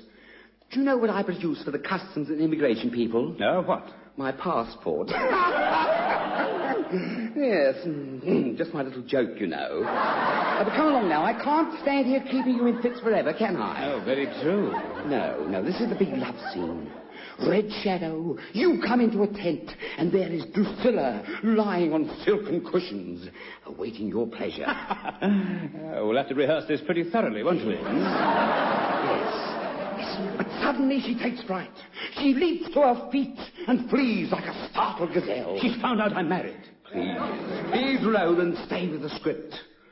The Red Shadow is not married, but he knows what it's all about. Wherever we go, you mean at the office? everywhere. You don't know the General Assistance Department.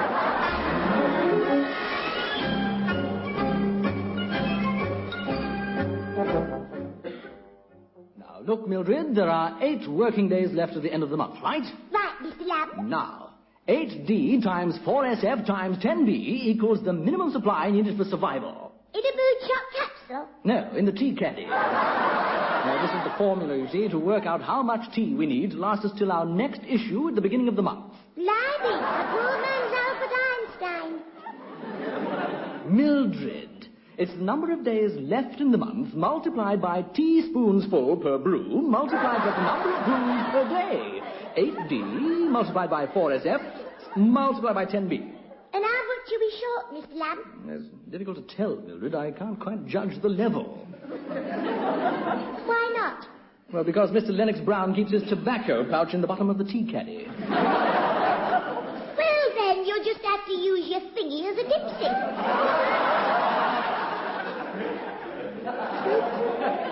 It'll get all bunged up if I do that. And it's the only one I've got. I've ruined 2 ballpoints already this month. Well, then, let's use Mr. L.B.'s scout knife. No, the one he used to spike his memos to the desk with. Good idea, Mildred. Where is it? It stuck right between Sir Gregory's eyes. What are you saying, Mildred? Mildred, no. I can't bear to think about it. Number 1, a murderer? No, Mr. Lamb. Between Sir Gregory's eyes in that newspaper picture on the tea-cupboard door. Pity. We could have had a day off for the funeral. There we are. Now, if I plunge the knife into the tea and then measure how many inches up the blade it comes, we can tell how long it's going to last. Here we go. Mr. Lamb, wouldn't it be better if you opened the tea caddy lid first? Yes, I see your point, Mildred. Still, now we can use it as a money box. Now, look, Mr. Lamb, just tip the whole lot out on this memo and then spoon it all back into the caddy and count how many. Good idea. There we are. Now, let's see. 1, 2, 3, 4. Don't count that one, Mildred. Why not, Mr. Lamb? That was tobacco. Okay, then. 4, 5, 6, 7, good morning, number 2. Good morning, 9, morning, number 1. 10, 11. Where does Mildred think she is? At Cape Kennedy? 12. 12? Only 12 spoonsful? But according to my survival formula, we need 320. Number 1, do you realize what this means? And all we have is 12. What on earth is the matter? I can feel it creeping on now. The drying of the throat. The tongue beginning to swell. Number 2, what a ridiculous exhibition. Oh, what a horrible way to die. Number 1, there are 8 days before our next tea issue, and we have only enough for 2. Oh, carrying on like this over nothing. Only enough tea for 2 more days? Yes. We must face this together, number 2. We must be brave. We must go with dignity. Mr. Lennox Brown, can I help? No, Mildred, just tell the rest of the staff the Red Shadow was thinking of them right up until the end. I can feel myself getting weaker, number 2. Hold on to me, number 1. Thank you, Abdul. I knew I could count on you. Now we must try and make it to our desks. Yes. Easy now, Abdul. Yes. Easy. Oh, all this sand, as far as the eye can see. And this blistering sun beating down. I don't want to die. Neither do I. I don't want to die. Business as usual, I say. What's happening here? Mr. Lennox Brown's the Red Shadow. What lamb? The Pink Panther? Seems a lot of fast to make a cup of tea, isn't it? You better make me some, Miss Murphy. Go on. Yes, right here. Now, Lennox Brown, pay attention, man. This is Lawrence of Arabia speaking. Oh. Hello, Sir Lawrence. I mean, Sir Gregory. Oh, no, nice not to have you on the phone. I'm nice to have you here instead. Now, what's all this tomfoolery, eh? Well, I was just living my part, you see. I'm in the lead, you know, in the Civil Service Operatic Society's next production, The Desert Song. I never heard you sing, Lennox Brown. Sing, Sir Gregory? Oh, I've been singing ever since I was a little quaver. Hang on, I'm in a wandering minstrel. Wrong opera. Actually, I'm always better after a cup of tea, you know. What about you, Lamb? Are you in this thing, too? Well, I auditioned for it, but I haven't... I meant to tell you about that, number 2. I heard last night they're giving you a leading part, too. Oh, I say, are they really? Yes, you're leading my camel. Well, actually, this all works in very well with the job I've got for you. What do you know about shakes? Oh, I can't quite remember, Sir Gregory. I haven't had them since New Year's morning. Not those kind of shakes, you fool. Shakes from the Middle East. Oh, those. Yes, we felt them here in the office. Was there much damage, Sir Gregory? Shakes, you buttlehead. Shakes, S-H-E-I-K-S. Arab shakes. What do you know about them? Well, I understand that they have a swimming pool that's about 100 miles long. That is the Suez Canal, Alex Brown. Now listen, the sheikh from Saudi Arabia will arrive at London Airport at 3:30 the day after tomorrow. You have to meet him. Oh, yes, of course, Sir Gregory. Lennox Brown, what is the day after tomorrow? Let's see now. Well, there's racing at Sandown tomorrow, which means that tomorrow is Thursday, and there's a meeting at Epsom on Saturday, so let's see. That's Sandown +1 and Epsom -1.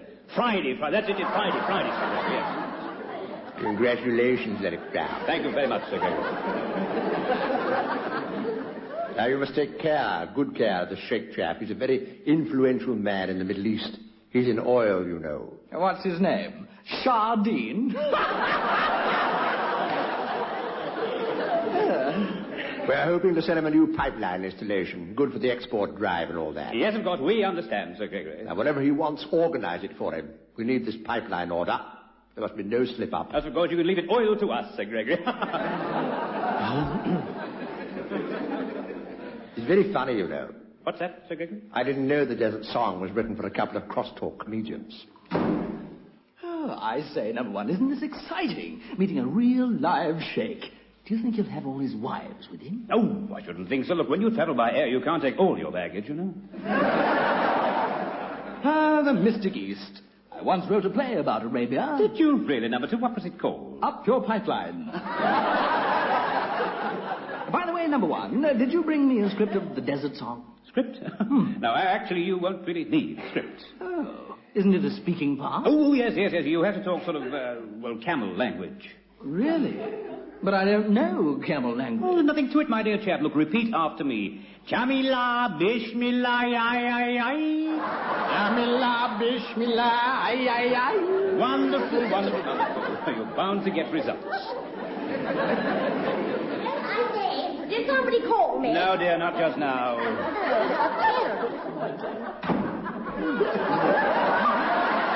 As a camel caller, you're a sensation. That's the girl from the typing pool.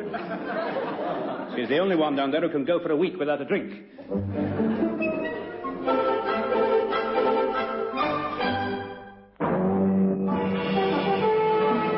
Smokers everywhere are finding that one of the great things in life they can always enjoy is Benson & Hedges.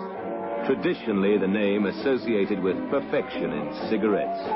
Made from the world's finest Virginia tobaccos and partnered by the Benson & Hedges special filter. Benson & Hedges, when only the best will do. And isn't that all the time?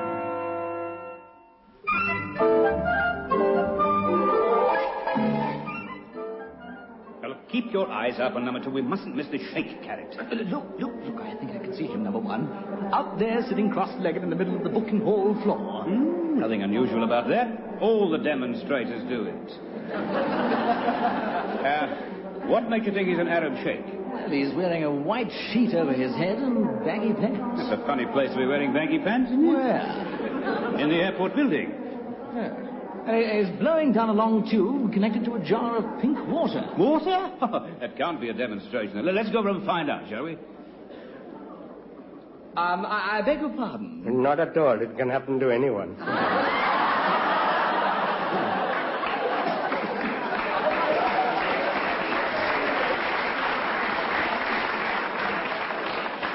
I see.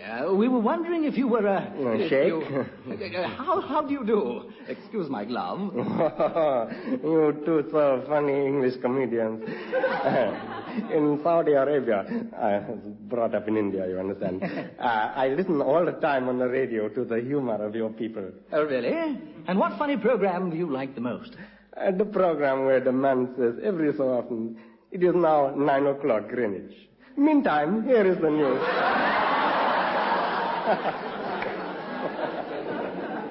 Yes, but that's a very old joke. I know, but I have a very old radio. I see. My name is Lamb. And your name is... Hush, hush. Oh, I'm sorry. That's a funny name. Number two, we've got competition here. Look, actually, my name is Lennox Brown, and we are from Whitehall. Yes, and the idea is this, Mr. Hashish. Hush, hush. Sheikh. Hush, hush. The idea, Sheikh Hush Hush, is that we are at your disposal, and whilst you're in England, we'll assist you in every possible way. With a few exceptions.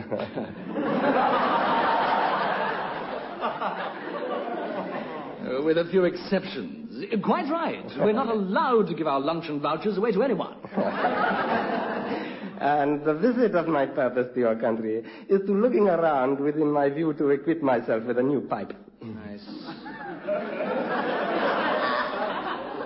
Yes, but you realize, of course, that you have to be in the country at least 4 weeks before you can join the National Health. No, you are understanding me. I'm referring to my old pipe, not my windpipe. Well, I'm pleased about that. No, Sheikh Hush Hush, is there anything special that you would like to do during your stay in England? Yes, many things. But first I would like to tell you that I'm very interested to meet as many camels as I can. And that I'm most anxious to do. Camels? You are so very quick with the catching on. Yes, camels. But don't you find lots of camels in Saudi Arabia? Not so many. They are very scarce. We had one camel helping us to lay one of my old pipelines, and he married my number 14 wife's niece. Your wife's niece married a camel? Oh, yes. A very fine marriage. My 14 wife's niece is so pleased with her camel that she asked me if I would give my regards and entertain all the other camels living in your country, who, I understand, are all originally one family. I see. And how were you planning to entertain this family of camels? Well, your Prime Minister has invited me to a lunch at your House of Commons, and he has specially requested that I bring along many friends. So I am thinking that this would be an extremely good way of honoring my wife's relations, the camels. And I'm sure you're right. So, I should be most extremely pleased if you could invite as many camels as you can to this fine luncheon party.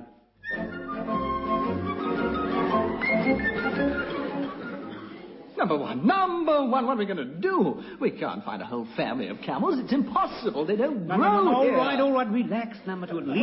At least we've got Sheikh Hush Hush safely installed in his hotel. Yes, you're right, on 3 floors. One for himself, one for his retinue, and one for any camels that might want to stay with him. He's sand-happy, number one. Sand-happy? Look, how can you say that about a visiting dignitary? Look, what you mean is he's balmy. Look, anyway... Sir Gregory said we had to get him anything he wanted. Yes, but a family of camels. Nothing to it. Look, we have to go to the zoo, don't we, to pick up a camel for the desert song. Who knows what we'll find there.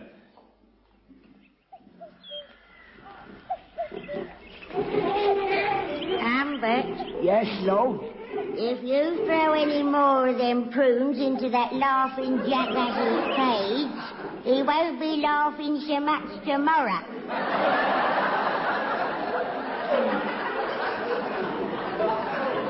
But he likes prunes, Lord. So do you, and you haven't laughed for years. I haven't got much to laugh at, Lord. No, I forgot your shaving mirror was broken, wasn't it, then? Oh, yes. By the way, Lord, aren't them government actors calling today to borrow Horace for the Desert Song Show? Oh, that's right.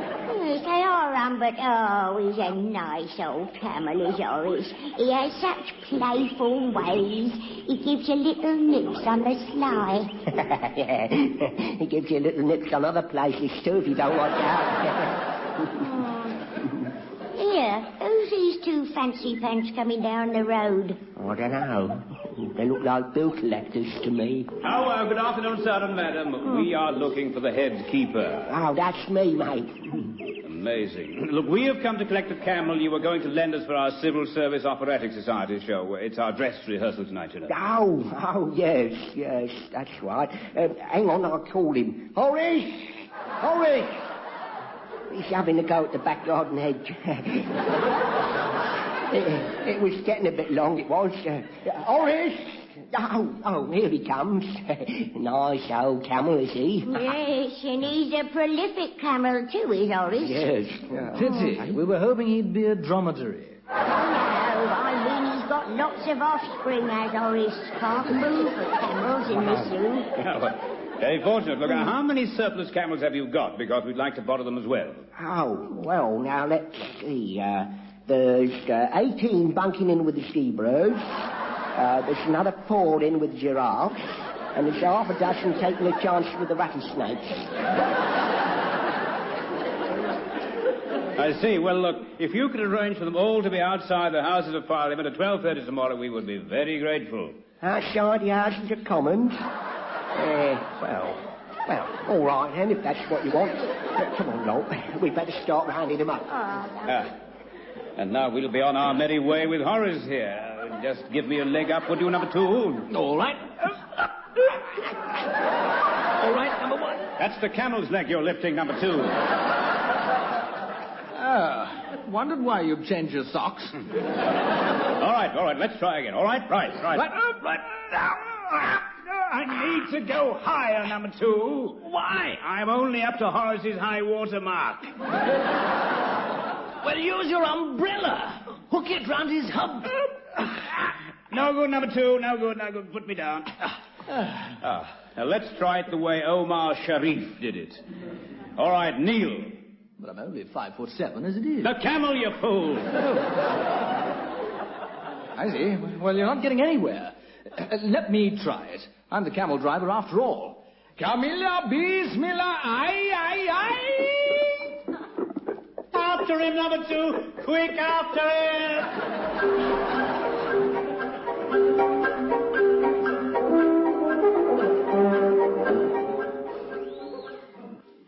And here is the news read by Mortimer Thrip.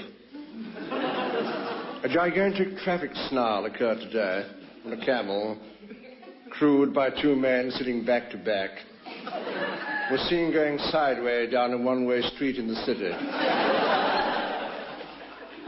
It is believed that the 2 men were Arabs seeking political asylum in this town. Reliable political sources, however, believe that the 2 men were seeking any old asylum.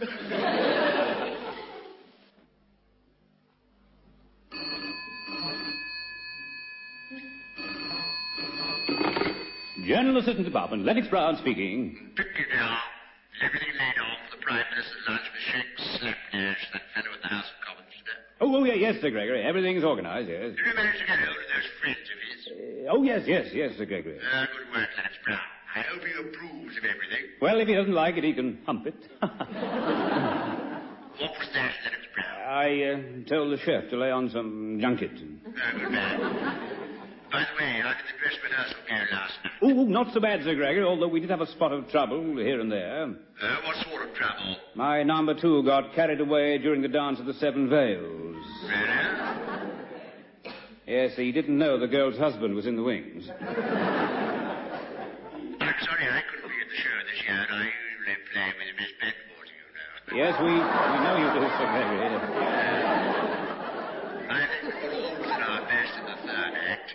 We can't live on players, can we? Just to make sure everything is in order for the luncheon party. No, gentlemen. It is so good of you to come round to inquire as to my welfare. That's all right, Sheikh. Hush any time. How many camels are coming to this most special luncheon? 28. 28? It is most glad I am that you've been able to get so many camels to honor me with their presence. Yes, and they'll be here any minute now. Oh, this is most exciting, I'm very sure. I'm hoping that they will sing one of their traditional songs for me. You hope that the camels will sing? Oh, yes. I remember well the camel my 14th wife's niece was married to. He was always singing when he was helping with that pipeline, you know. And what did this camel sing, Sheikh? Hush, hush. Oh, a very jolly song. It was like, well, now, I must get in tune, you know.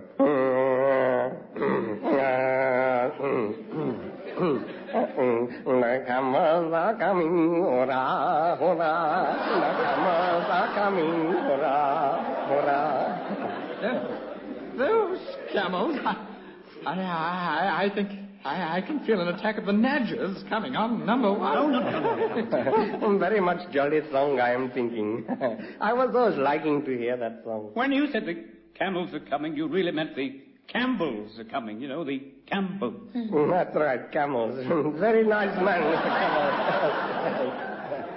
Campbell. Tell me, was he a Jock Campbell? That's very right. Yes, Jock Campbell, yes. Number one, I've just remembered an appointment. I'm due there at about now. Where are you due about now, number two? I don't know, but I'm sure it's not here. And I think I'm supposed to be showing you the way, number two. If you'll excuse me, we will be off. Yes, thank you very much indeed. Do Bye-bye. give our kind regards to your friends, won't you?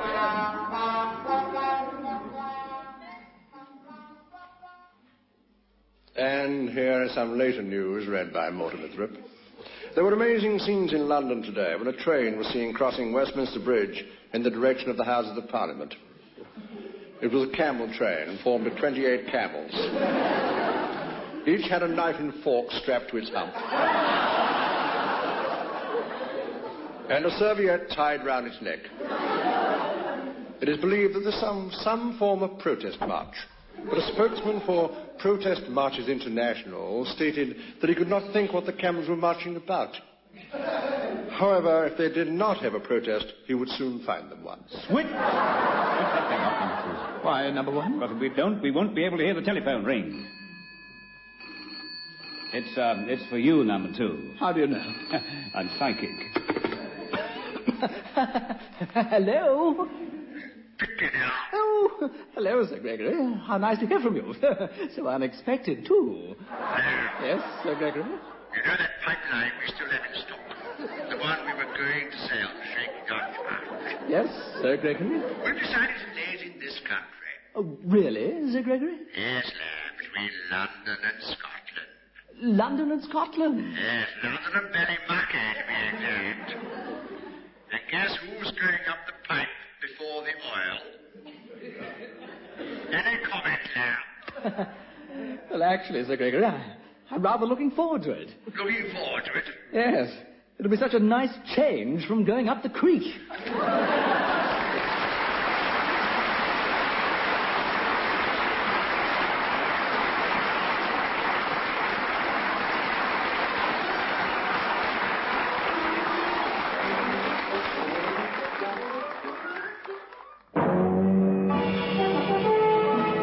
Smokers everywhere are finding that one of the great things in life they can always enjoy is Benson and Hedges. Traditionally the name associated with perfection in cigarettes. Made from the world's finest Virginia tobaccos and partnered by the Benson and Hedges special filter. Benson and Hedges, when only the best will do. And isn't that all the time?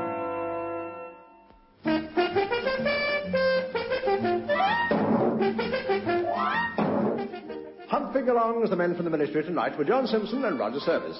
The last straws on the camel's back were mooring today. Tommy Reed, Tom Meehan and Pat Simpson. Join them again next Saturday at 9 for another half-hour smoke break with the makers of Benson and Hedges cigarettes.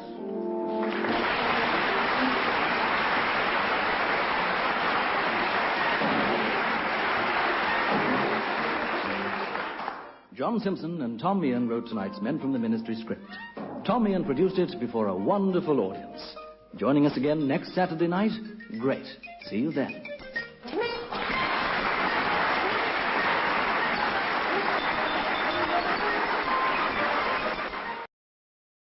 It's time to meet the men from the Ministry.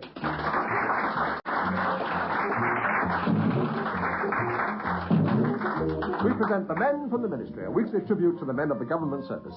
Men who jump at the prospect of hard work and twitch a bit at even the smallest task.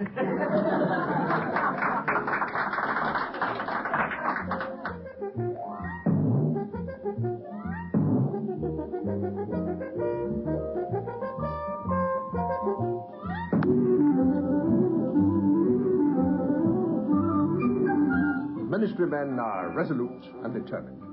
In General Assistance Department, for instance, Richard Lamb is standing firm and putting his foot down. Oh, Mr. Lamb, you've trembled me to I'm sorry, Mildred. This dancing business is difficult. I can't get the hang of this waltz. Well, that's probably because it's a quick step. You've got to waltz a bit faster when it's a quick step. Oh, really? Oh, and another thing, Mr. Lamb. You don't have to give hand signals before you turn. Well, at least I've learned how to turn. At the last staff ball, I could only go in a straight line. Well, I think that's enough of the quick step. Next time you lead. Right. Oh, it's so good of you to help, Mildred. I did try learning from a book. Teach Yourself Dancing, it was called. It was full of diagrams. Oh, were the diagrams helpful then? No, I felt such a fool wearing one black shoe and one white one.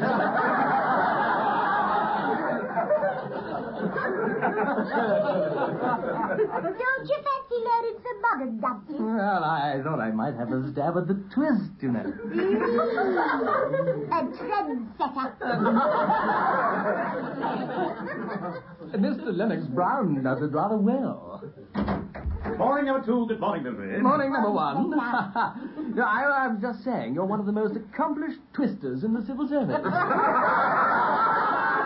That's very nice of you, number 2. I think. Mildred, why are you standing on one foot? Well, because Mr. Lamb's been standing on the other. I've been teaching him how to dance. I see. Well, Mildred, for your next extravaganza, do a nice reverse turn, a chassé through the door, and promenade round the kettle and make us all a nice cup of tea. That's you, then. I could have danced all night. I could have danced all night. I wonder what she'd have asked for. Yes, anyway, she's very graceful, I must say. That's one thing about dancing. It makes you hold yourself well and straight back and chin high and teaches you, what's the word again? Hello, General Assistance Department. Oh, the department. Yes, it's the permanent Undersecretary number 2. Stop scratching yourself. Hello, Sir Gregory. How nice to hear you. Absolute junk. And, as a matter of fact, trash, rubbish, muck. Oh, well, if you say so, Sir Gregory. That's our problem, Lennox Brown. All the staff people put in dustbins at refuse collection. Yes, well, we'll put a stop to it at once, Sir Gregory. I don't want it stopped, you fool. I want it speeded up, modernized. The GLC have asked for our assistance. It's up to you to devise a pilot scheme. Do you mean collect the dustbins by aeroplane? Now, Lennox Brown, don't make foolish remarks. You know what a pilot scheme is. I want you to devise new techniques to speed up refuse collection. Get on with it. Number 2, we're to modernize the disposal of rubbish and devise a pilot scheme. No, I know what you mean. Pilot here and pilot there. Don't make foolish remarks, number 2. Look, you know what a pilot scheme is. Look, we've got to be scientific, research the background, gather information, facts and figures. In that way we can... How shall I put it? Put off having to make a decision. Quite right. First of all, we must see foot rot. Foot rot? Yes, the Federated Organization of Trained Refuse Operatives. It's their union, you know. Oh, F-O-O. Well, that spells foot rot. What about the tea? We'll have a cup when we get back. Anyway, come along. We'll go to the union headquarters, refuse house. I've got 1 or 2 ideas I want to discuss with their general secretary.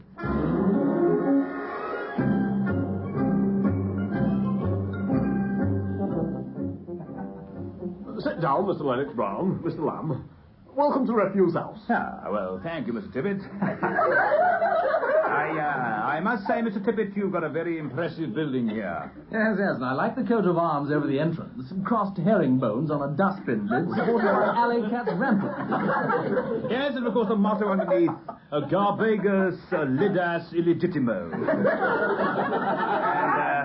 And, by the way, what does that mean? Never put the right lid back on the bin.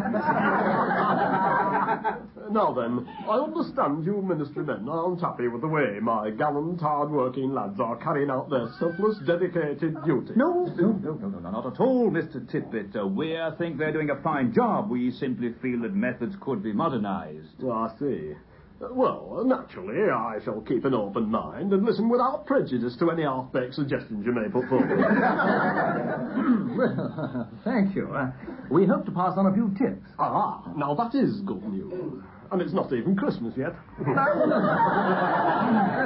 No, not that sort of tip. No. Tips about rubbish. Rubbish tips. That's rather good, eh? Rubbish tips. Yes, well, perhaps not. Basically, Mr. Tippett, we're here to ask and seek the union's cooperation in speeding up refuse collection. Oh, yes. And possibly recommend one or two changes. Oh, well, of course, my union's policy is to welcome any changes, as long as it doesn't involve altering anything. Well, we thought we might begin by doing a time and motion study. I don't think the lads would like your time in their motion.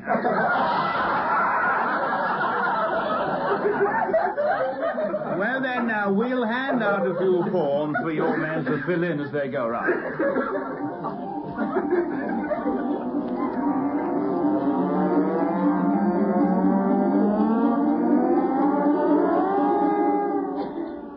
Oh, do you know, all these flipping forms we got to take on the cart, there's hardly room for any rubbish. Well, we've got to move with the times, Tommy. Oh, I don't see why. In my day, rubbish had a bit of quality about it. British rubbish led the world, lad. British rubbish. I heard you, but how do you mean? Well, how often have you found a chorus girl's slipper soaked in champagne, eh? Dustbins was full of them in my day. Oh, come on. Better start filling the forms, I suppose. Half a dozen paper hats.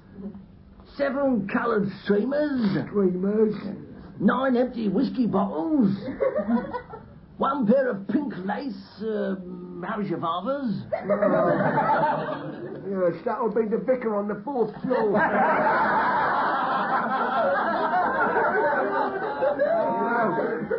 He's non-conformist. Really? Well, you've also got 1 rotten fish head, 2 empty tins. Hang on. What kind of fish head? And how rotten? Well, according to this, there's different forms for different fish heads. Well, it's been here a week and it's so blimey, it's very rotten. Well, I'll take a chance and put it under aquatic refuse miscellaneous. We'll be here all day. So the ministry men know what they're doing, don't they? What are you doing, number 2? Oh, I don't know, number 1. I think it's the samba. Oh, really, I must say, you make a beautiful couple, you and that hat stand. 1, 2, 3. Oh, I wish it wouldn't keep leading.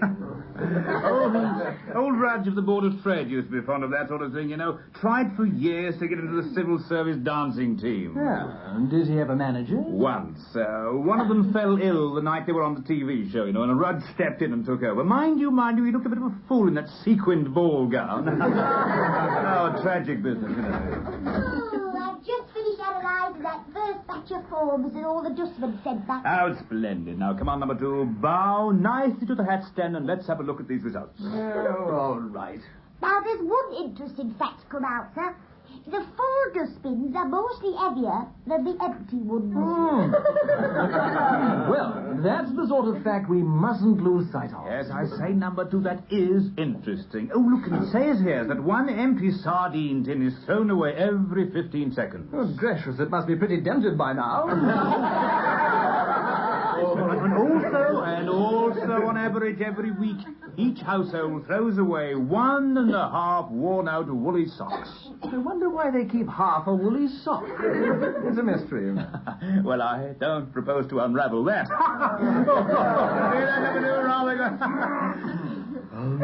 Yes, well, it's yours. And, Mr. Lennox Brown, what use are all these thingies and figures?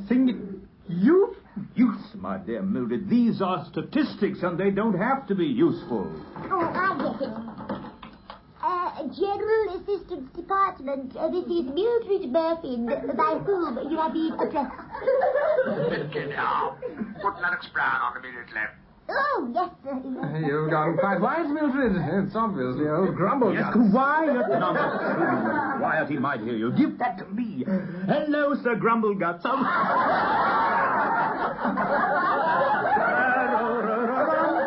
Dumpty, Sir Gregory, Rumpty-Tumpty. I was beating time. With me, what not? Lennox Brown. You hear me, Lennox Brown? What are you playing at? I told you to speed up the refuse collection. Yes, well, You're slowing it down, all this stupid form thing. Whose harebrained idiotic idea was that? Oh, well, it's my number 2, Sir Gregory Lamb here. What was that about? Don't worry, number 2. Just putting in a good word for you. Yes, it was all his idea, Sir Gregory. What are you going to do with all those forms? He wants to know what we're going to do with all those forms. Well, we're going to evaluate them, Sir Gregory. And then, we'll throw them in the dustbin. Yeah, that's it. We'll throw them in the... No. We'll throw them in the... No, we won't. You're making a muck up of this job, Lennox Brown. You're dead right, I am. You know what happens to incompetent food, don't you? Are you threatening me, Sir Gregory? Yes, I am. Oh, I thought you were. How kind. Get on with the job. Messing about, remember. There are always vacancies in archives at Ballymucky. Oh, dear. Ballymucky, number 2. Oh, no, number 1. The mind boggles. Potter from Pensions was there for a month. Holiday relief. By the end of the first week, he found mushrooms growing in his briefcase. I've heard Ballymucky's a shocking place. Ankle deep in slime and mud. And that's indoors. Anyway, we're not there yet. Sir Gregory seems to feel that filling in our forms is slowing down the dustman. It is obvious what must be done. Yes, of course. We'll withdraw the form. Oh, no. Don't be silly, number 2. Look, we'll recruit more dustmen. We'll advertise. That's what we'll do. Of course.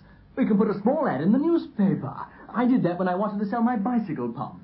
Ah, but it's a pity they put it under marriages. Well, I don't know, Mildred. I got 2 electric toasters and a letter from a firm called Planned Happiness.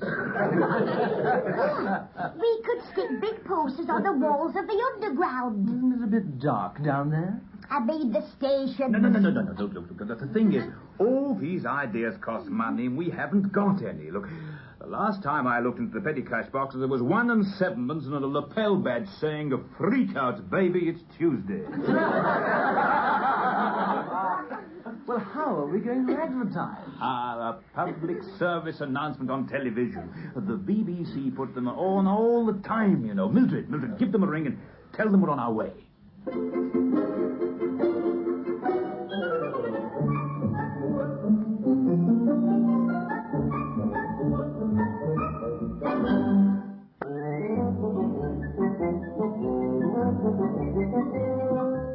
I think we're lost, number 1. This television centre is a maze of corridors. I think the best thing to do is knock on one of these doors and ask. Jack and Jill went up the hill to fetch a pail of water. Excuse me, a public service announcement. Shove off. Can't you see we're in the middle of rehearsal? I get lost. Oh, we're very sorry. Jack fell down and broke his arm. Oh, well, any luck? Well, the chap gestured at me. I think he meant it's 2 doors further on.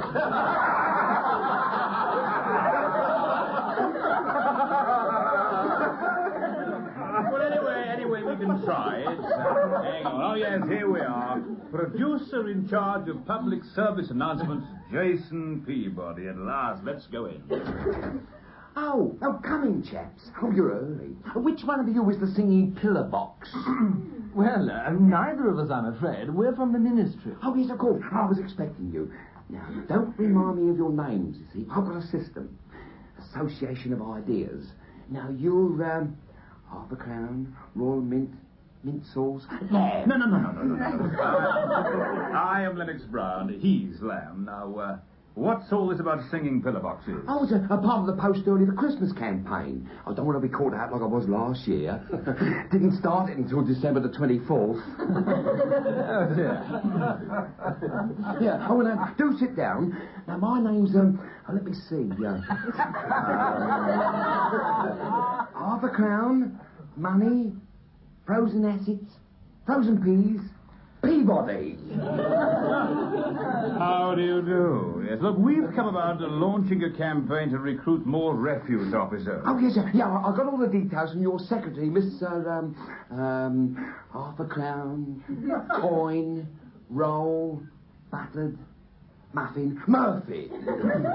Well, we urgently need more dustmen, you see. Oh, to empty dustbins, I suppose. Not exactly. Actually, it's to fill up forms. Oh, what sort of forms? Well, forms that we can later analyse so that we're in a position to decide on the basis of the facts whether we need more dustmen. Yeah, I see. Yeah, well, we could certainly arrange a straightforward announcement. Well, we were hoping for something a little more ambitious. A little commercial, you know, like they do on the other channel. Well, that'll cost money. Not if you use an amateur actor. Or 2 amateur actors. Oh, no. Luckily, my number 2 and I are both leading lights in the civil service play. I did Jimmy Porter in Look Back in Anger, you know. Really? Yes, and I was the one he was looking back in anger at.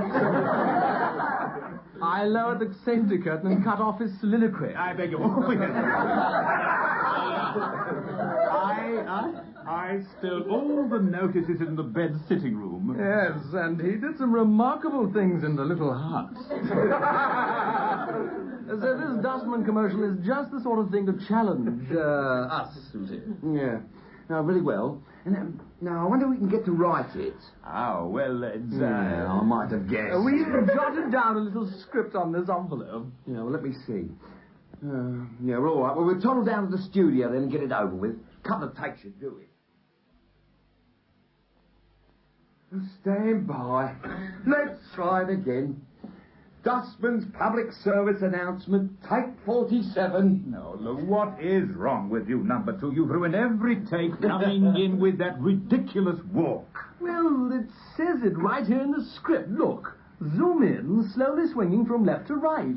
That is a camera direction, you great Yeah, we all make mistakes.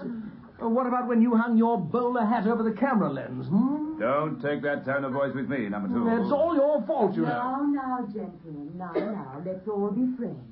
There's no point in arguing. Why not shake hands? Who are you? I'm the makeup girl. Now, please, all right, now, we'll take 47.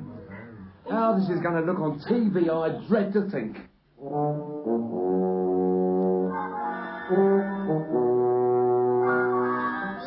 Fancy you being on telly, Mr. Lamb. Did you see it, Mildred? Well, no. I would have done, you see, only me mum and dad were out, see, and me boyfriend Bernard was round. Oh, so you weren't switched on? Oh, I wouldn't say that. Quite. Anyway, I rather enjoyed doing it. So did I. Good morning. Well, how did you see it, number 2? Morning, number 1. I certainly did, and it wasn't easy. Why not? I haven't got a television set. Oh, I see. Well, I had to sneak out, you see, crouch in the shrubbery and peer in at Miss Doncaster's window. Could have been misunderstood. It was, actually, but I explained it quite frankly to the policeman. I told him I was only trying to catch a glimpse of it because I haven't got one myself.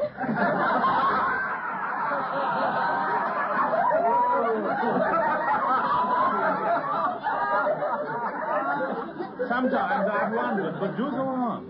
Yes, well, finally he let me off with a caution. Yes, well, look, I saw the program. I must say, I thought I came over rather well. Not unlike Peter O'Toole. Good morning, gentlemen. You'll remember me. Tippett. Do what? Mr. Tippett, the Union fellow, do come in and sit down. Go and make a pot of tea, Mildred, will you? Right, you. Oh, I just thought I'd let you know the first results of your television thing. Still, the important thing is there's already been a flood of applications to join the refuse service. Oh, splendid. There's only one little snag, brother. We're all coming out on strike.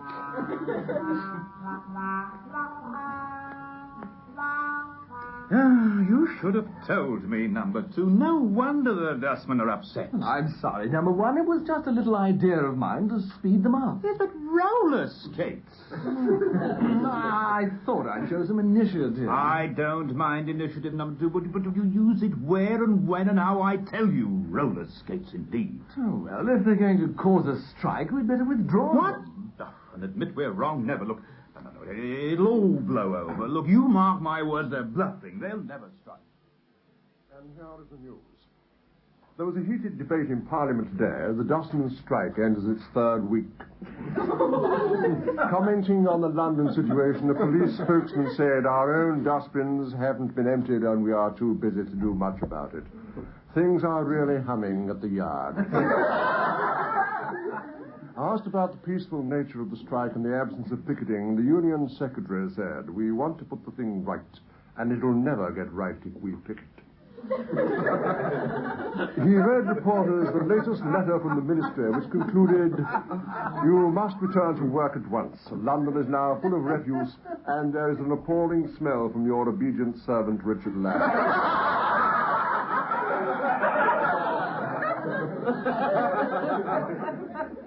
Camera teams have been out filming the pile-up of refuse, and television tonight will be showing an amazing lot of rubbish.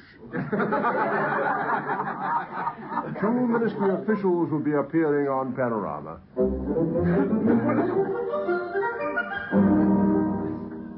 Mr. Lennox Brown, will there be another meeting between yourself and the union? Oh, it's possible. After all, my own dustbin is full as well, you know. Do you expect anything to come out of it? A few flies, I shouldn't want to... Yes. Mr. Lamb, don't you feel that your position has tended to be a little uncompromising? Certainly not. I'm willing to get in a compromising position with anyone. We offered to meet them halfway, you know. Oh, yes, we did indeed. Have the men wear 1 roller skate instead of 2. And they still stood firm? No, most of them fell over.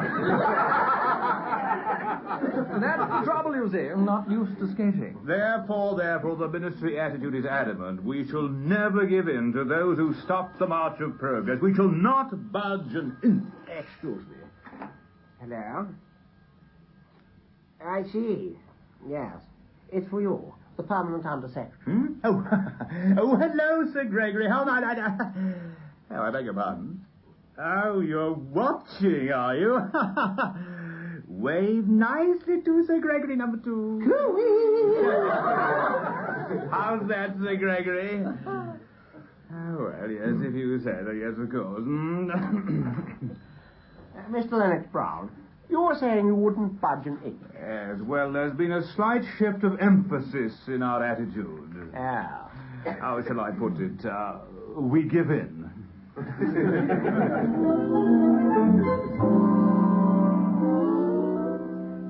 Well, the dustmen go back to work this morning, Mr. Lamb. Hey, I wonder what made Sir Gregory stick his oar in like that. I expect it was his sense of civic responsibility, his sense of justice, his sense of smell. Aye, it was beginning to pog a bit round here. And the dustbins are right under his window, you know. Anyway, it's all over now. We agreed to let them carry on collecting like they'd always done. No roller skates, no form. And all them extra men you recruited will speed things up too. Exactly. So we can get back to our usual office routine. Ready? Oh, all right then. And a would Good morning, number 2. Oh, good morning, number 1. You know, I've been thinking about that television interview last night. I realize now how wrong I was before. Oh, do you? Yes, spotted myself on the monitor, you know. I'm much more like a younger Sean Connery. If you say so, number 1. Oh, anyway, the strike's over and things will soon be getting back to normal. Yes, number 1. Just to tidy up the loose ends, I've sent a letter to all rubbish depots, like you said. Oh, splendid. Let's have a look at it. Dear Sir or Madam, we recently sent you forms regarding the London dustbins. All of the latter that are completely or partially filled should be sent to this office at once, as we wish to study the contents. Oh, that's rather good. Number 2, you are mad. Do you know what you've done? Look now. Look out of the window. The dust cart's coming along right on. Well, they're heading this way. Number 1, they're stopping outside. I didn't come in today, number 2. I'm at home resting. I just popped in to tell you bye-bye.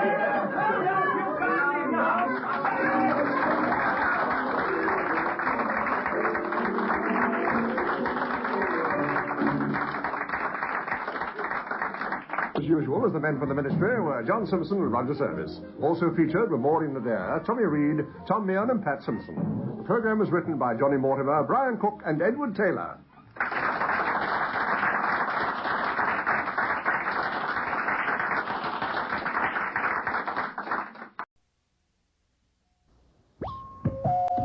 General Assistant Department, number 1 speaking. Hello, this is number 2. Stick in the eye. These are the men from the Ministry.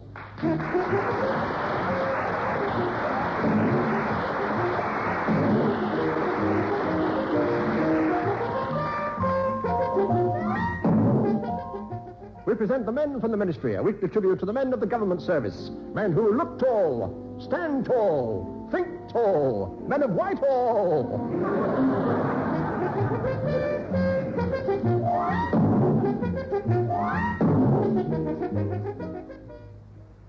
Sock it to me. The very idea, William. What is all this gobbledygook? I mean, you know that Cadbury's Dairy Milk Chocolate is my special Sunday night treat. So there's no need for any grandson of mine to tell me about Cadbury's. I mean, I don't have to say, sock it to me, just because I want some Cadbury's, do I, William? William? Very well, then. Sock Gran the Cadbury's. You know I'd say anything for my Cadbury's. You're driving across the Karoo, the long stretch between Colesburg and Beaufort West, heading south. I mean, it's hot, but you're watching the dials. Temperature, oil, okay. You've checked your tire pressure, and you can feel the road under your wheels. You know your car, and you're in control.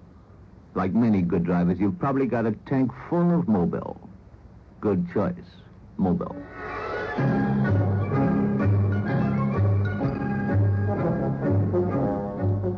In the General Assistance Department, communications are not always sharp and to the point. Mildred, these pencils are all blunt again. I don't see how I can be expected to do neat work with pencils in this condition. The judges just won't accept it. Won't accept what? My slogan for Beefalax. Just listen to this. I like Beefalax because it lacks beef. Oh,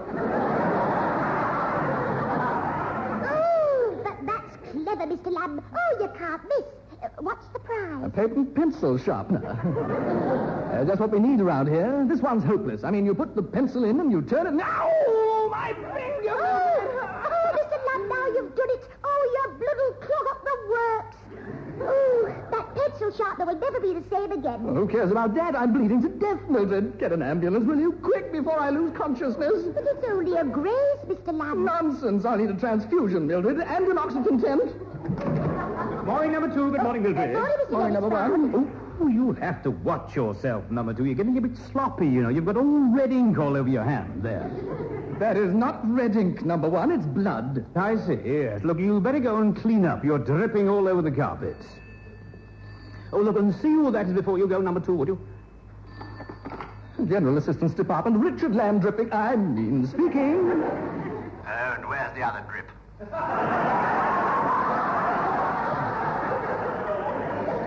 Where is Lennox Brown? He's right here, Sir Gregory. Do you want to speak to him? What do you think I'm asking for him, man? Just to find out if he's there. Well, I just told you he's here, Sir Gregory. Tell him I want to talk to him. Yes, all right, certainly, Sir Gregory. I'll tell him. Goodbye.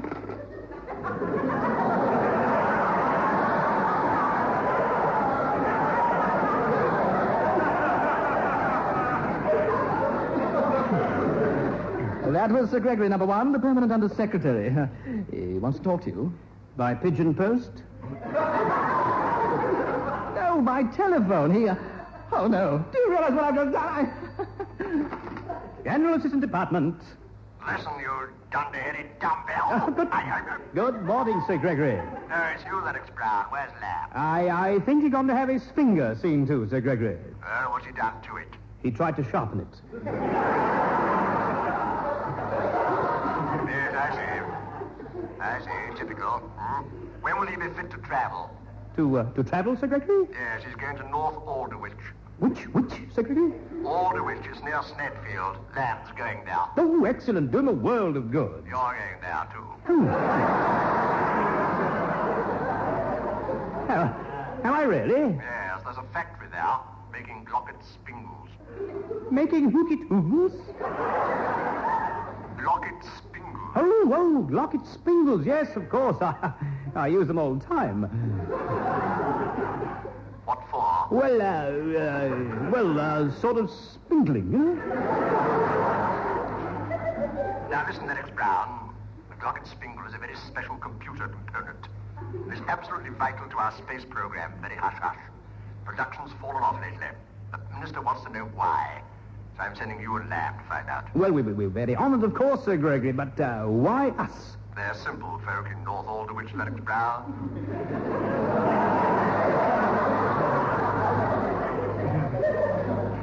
We thought we'd send someone simple to deal with them.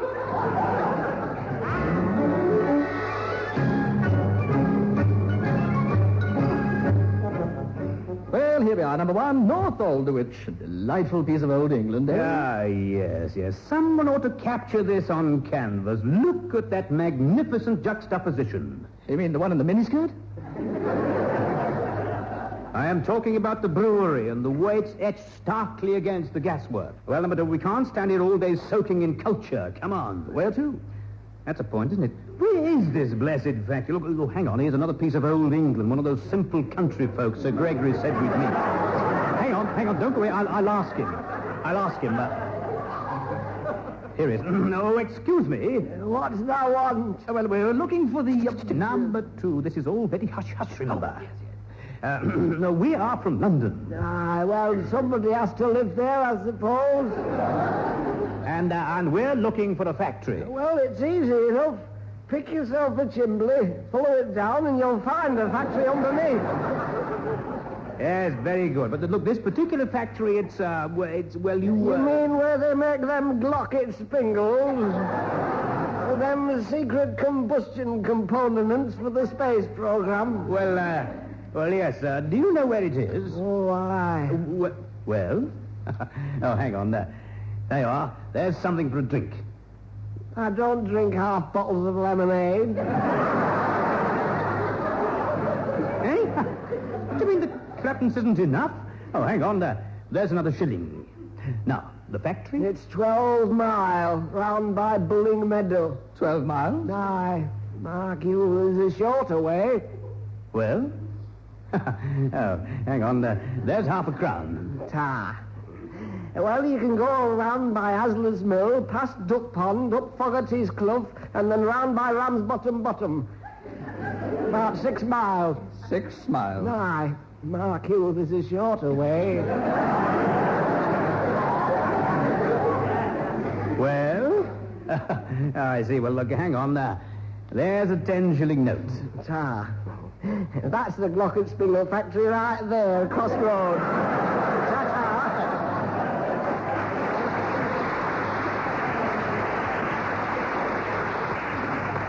Yes, well, nothing like meeting simple country folk, I always say. Yeah, let's hope we don't come across the village idiots. Anyway, come on, number two. Let's see what's going on inside.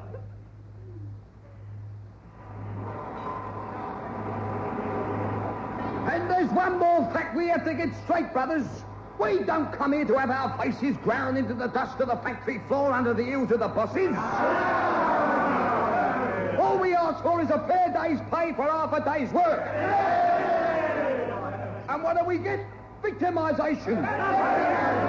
Oppression. I mean, you take the case of this poor lad here. Show him your finger, Joe.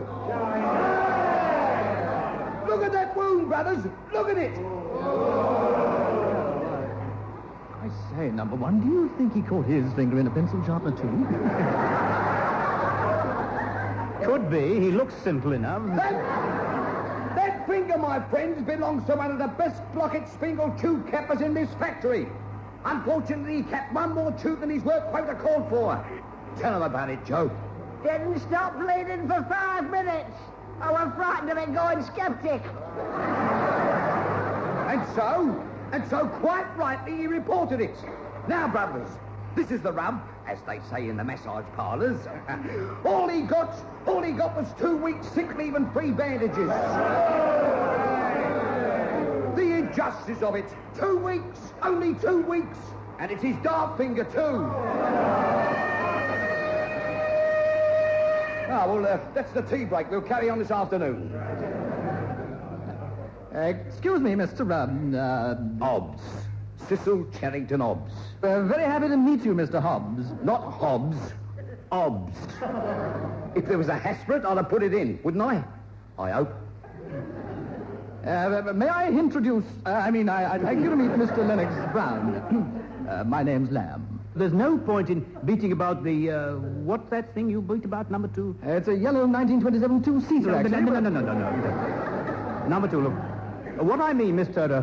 Hobbs, is this. We are alarmed at what we have just heard. Oh, alarmed, are you? And who are you, anyway? I'm Richard Lamb, and this is Mr. I know. He's Lummox Crown. Where's your passes? I beg your pardon. This is a top-secret high-security factory restricted to screened personnel. Have you been screened? Well, I had a test, but they gave the part to Clark Gable, and...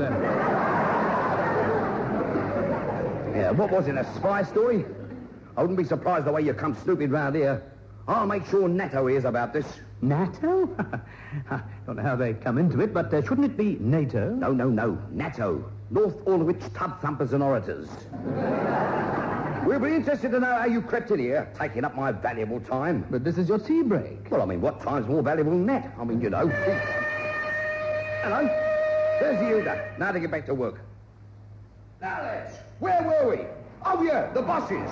Who do they think they are? Climbing on our backs to get in their limousines. Very ugly situation, number 2. Look, do you see what's happening? Yes, I do. The tea boy's taking the trolley away, and we've missed it. Tea? Tea, is that all you can think about when the entire British space program is threatened? Let's go and see the manager. He's sure to give us a cup.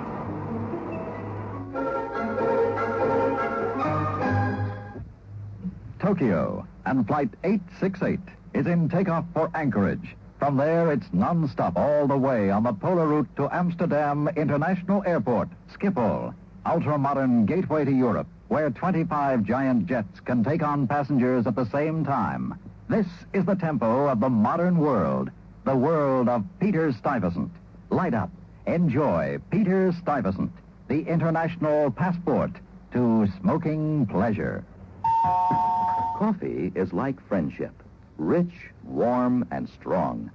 There's nothing like that fresh and friendly flavor of choice coffee beans roasted to perfection. And it's yours to enjoy in Frisco. Frisco. Frisco gives you all the warm, welcome satisfaction coffee's got. Coffee in an instant. Coffee at its best. Frisco Instant Coffee. This is the fresh roast flavor every coffee lover wants.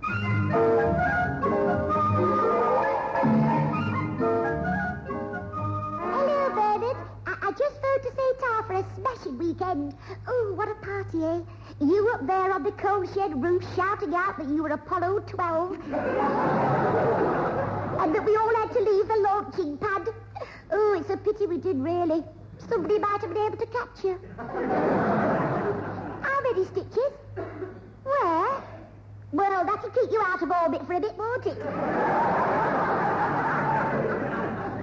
right, then, Bernard. I'll see you tonight. Goodbye. Funny. I could have sworn he fell on his head. Excuse me, miss. Could I interest you in my knickknacks? Hey?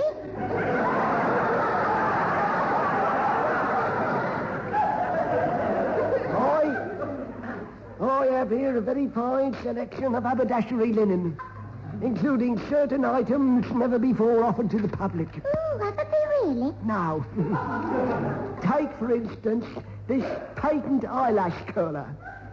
You attach it like so, and blink the eyes rapidly. When they stopped watering, you remove the attachment, and behold, your eyelashes are brushing your forehead. What's more, the attachment now has a shapely curl and can also be used as a hair grip. Well, I'd never. You would if you had one of these. A snip. An absolute snip at only 16 and sixpence. Now, this little item simplifies the removal of nail polish. No other nail polish contains the magic ingredient Dissolvo, which offers 100% guarantee of instant success. Oh, does it really? Yes. Leaves nothing behind at all. Not even the nails. Oh, well, I'd love to have some, but my boyfriend Bernard borrowed me last 10 bob at lunchtime. Can you come back tomorrow? Certainly, young lady, certainly. In the meantime, here's my price list. Locket's odds and ends. That's me, see. Josiah Glockett, sole proprietor. Oh, how lovely to have your own business. Yes, undercapitalized, of course, but we mustn't complain, must we? I'll see you tomorrow. All right, ta-ta then.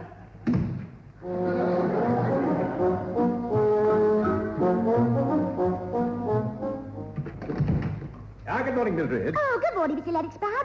And Mr. Lamb, did you have a nice trip then? Oh, splendid, Mildred, splendid, and highly successful, too. Wouldn't you say so, number two? Rather. I can't wait to get on the typewriter. To write your report? No, my expense account. Look, perhaps I should be the one to write the report on a highly important thing like this, you know. Sir Grady will be expecting an expert analysis, coolly factual, and all that, you know. Blimey, how could the judge? Oh, yes, which reminds me at this time, it's time for adjournment. I'm at my best over a cup of tea, Mildred. How would you like it this morning, then, Mr. Lennox Brown? Cold and factual, or hot and imaginative? As it comes with 6 lumps, Mildred. Ooh, it's a pity we don't have our own mind here. It gets on me nerves, you know. Now, number 2, let's get down to business. Did you bring the box back? Yes, number 1. And the running totals of the North Aldwych results? Yes, I've got them right here. RLB 1,962, RL 2,409. Good. All right, here we go. 6 starts. Number 1, you're looking at my domino. Don't talk nonsense, number 2. I was looking at your sleeve cuffs. They're getting a bit frayed. General Assistant Department, Lennox Brown cheating. I mean speaking. Well, Lennox Brown, now that you're back from North Aldwych, I suppose you're going to tell me that you drew a blank. I haven't actually, Sir Gregory, but Lamb has the double blank. There you are, you see! What's going on there, Lennox Brown? Oh, nothing, Sir Gregory. Exactly. What happened at North Aldwych? We sorted out all that fairly easily, Sir Gregory, and we reshaped the conveyor belt system and carried out a time and motion study and made a few essential changes in the assembly line, and, we've eliminated one very distracting noise factor. We put rubber tires on the tea trolleys. So you're perfectly satisfied, are you, Lennox Brown? Oh, absolutely. Mark my words, Sir Gregory. Glockett said to me, Spingles will stream from that factory as never before. There's one little thing we should know, Lennox Brown. Yes, Sir Gregory? It's not the Spingles that are streaming from the factory, it's the workers. Huh? They've gone on strike. Gone on strike, you mean all of them? Yes. Who put up a notice banning miniskirts? Well, we did, Sir Gregory. The distraction factor, you see. Well, the men have complained. They say they should be allowed to wear whatever they like.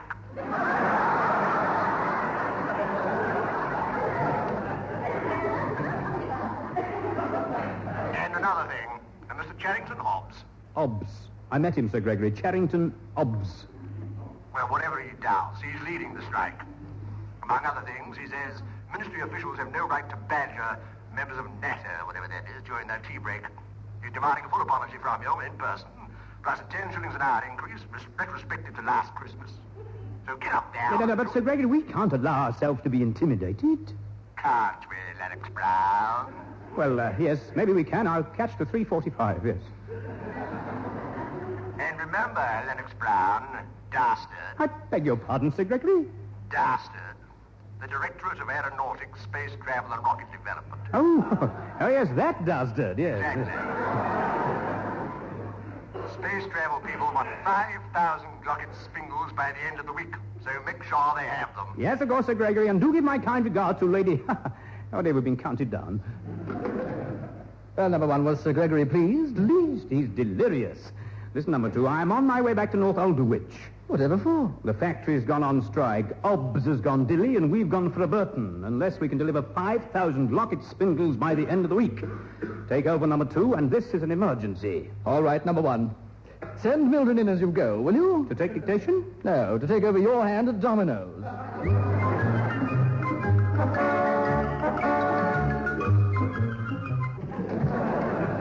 Good afternoon. I'm back, you see, as I promised. Oh, yes, it's Mr. Anson's. I've got the money. Marvellous.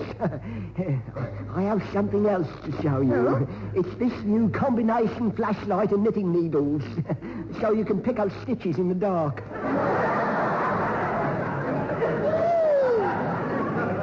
Isn't that clever? I call it the Glocket Stitch and Shine. Glocket? Tell me, are you Mr. Glocket? Yes. Josiah Glocket, sole proprietor of Glocket's Odds and Ends. I say, do you have anything to do with the Glocket spingle? Anything to do with it? I invented it. You mean that's your factory at North Aldwych? Oh, no. Oh, I didn't say that, did I? That's Tobias Glocket. I'm Josiah. He's my cousin, see? And a real bully who was, too. Always pinching me. Pinching me here, pinching me there. Ended up pinching me Springle. Oh, what a shame. Why don't you sue him then? I tried that. I can't sue him, but I'll do him one of these days, I will. Tell me, Mr. Glocket, can you still make spingle? Oh, yes, nothing to it. Matter of fact, these are old spingle tubes I used for the Glocket Stitch and Shine. Had a lot left over when Tobias put it across me, you see. I see. Could you supply 5,000 spingles by the end of the week? Oh, that'd take some doing. I'd need some help. Well, could we help? Well, maybe. Are you quick with your hands? Oh, yes, he is. Down at the typing crew, they call you Old Swifty. Old Swifty? I resent that. I'm not old. Well, now then, you take one of these tubes, see, then you push a bit of wire through this hole, flip the other end round the nodget. The nodget? This bit here, the other side of the cronkle piece. Oh, I see. There, yes. That's right, then you slip the cap on and sort of slick it to keep it in place. And there you are, a spingle, nothing to it. I see. So it's push, flip, nodget, cronkle, slish. That's it. You just get into the rhythm and you can't go wrong. Push, flip, nodget, cronkle, slish.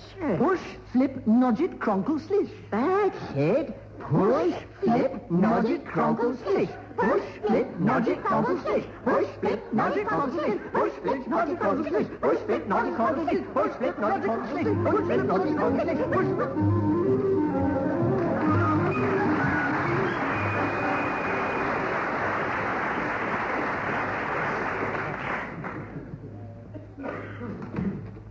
Good morning, Mildred. Good morning, number two. Good morning, number one. Can't understand why you don't open the window and get some good fresh air into your lungs.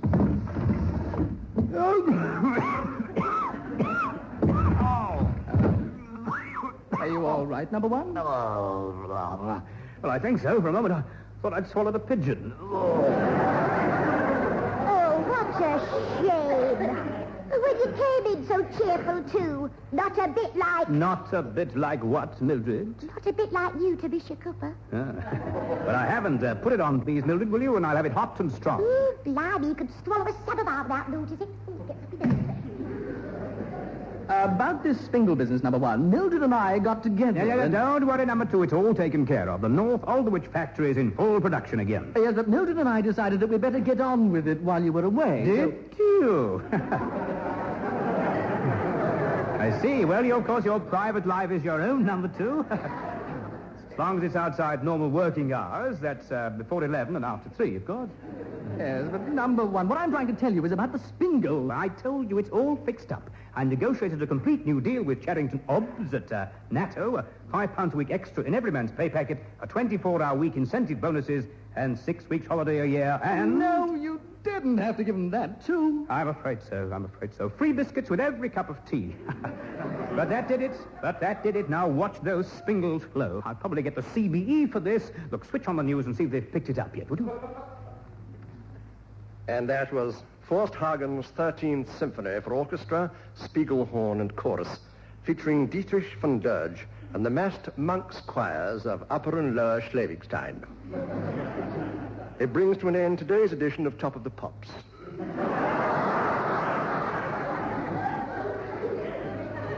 And now here is the news read by Mortimer Thripp. Britain has done it again. This is it, number 2. This will be it. The space flight program was given a big boost today by the announcement of the invention of a revolutionary new computer component called the Glocket Spangle. Huh?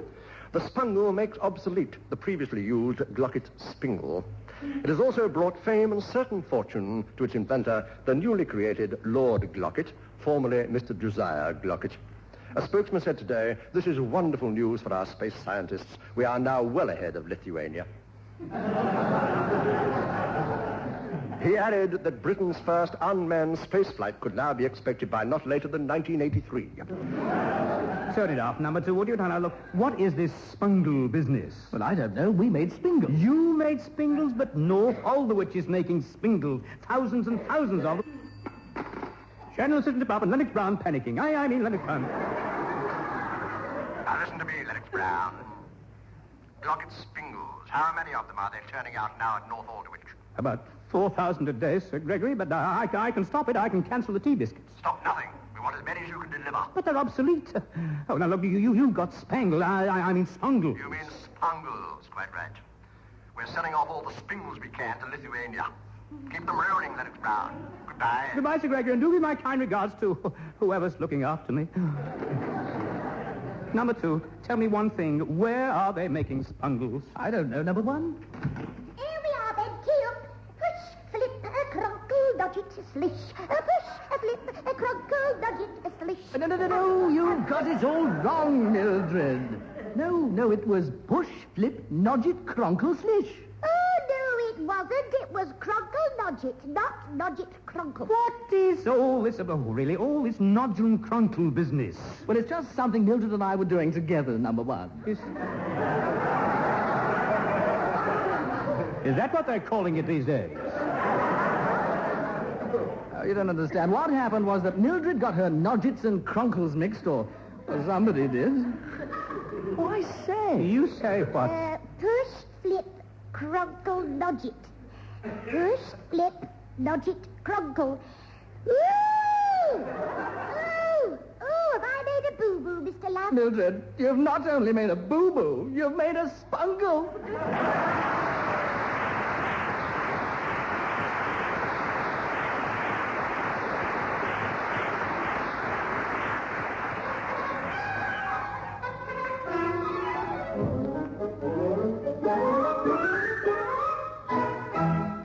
Now, heartwarming soups from Kellogg's. K. Kellogg's soups are nourishing soups with a hearty, homemade taste that adds a warm glow to any meal. 6 delicious varieties that take only minutes to prepare. Just stir, serve, and swank. Use only as much as you need. A packet of K. Kellogg soup makes 8 big helpings. Get K. Kellogg's delicious, nourishing soups.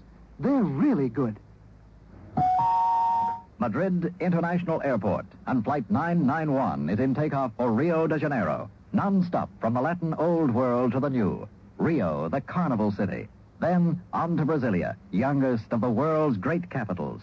Modern and exciting. This is the world of Peter Stuyvesant, youngest of the world brands.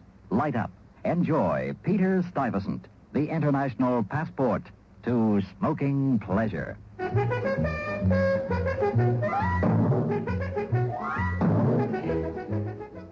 Stepping up production tonight is the men from the Ministry were John Simpson and Roger Service. Also on the assembly line were Maureen Adair, Tommy Reed, Tom Meehan, and Pat Simpson.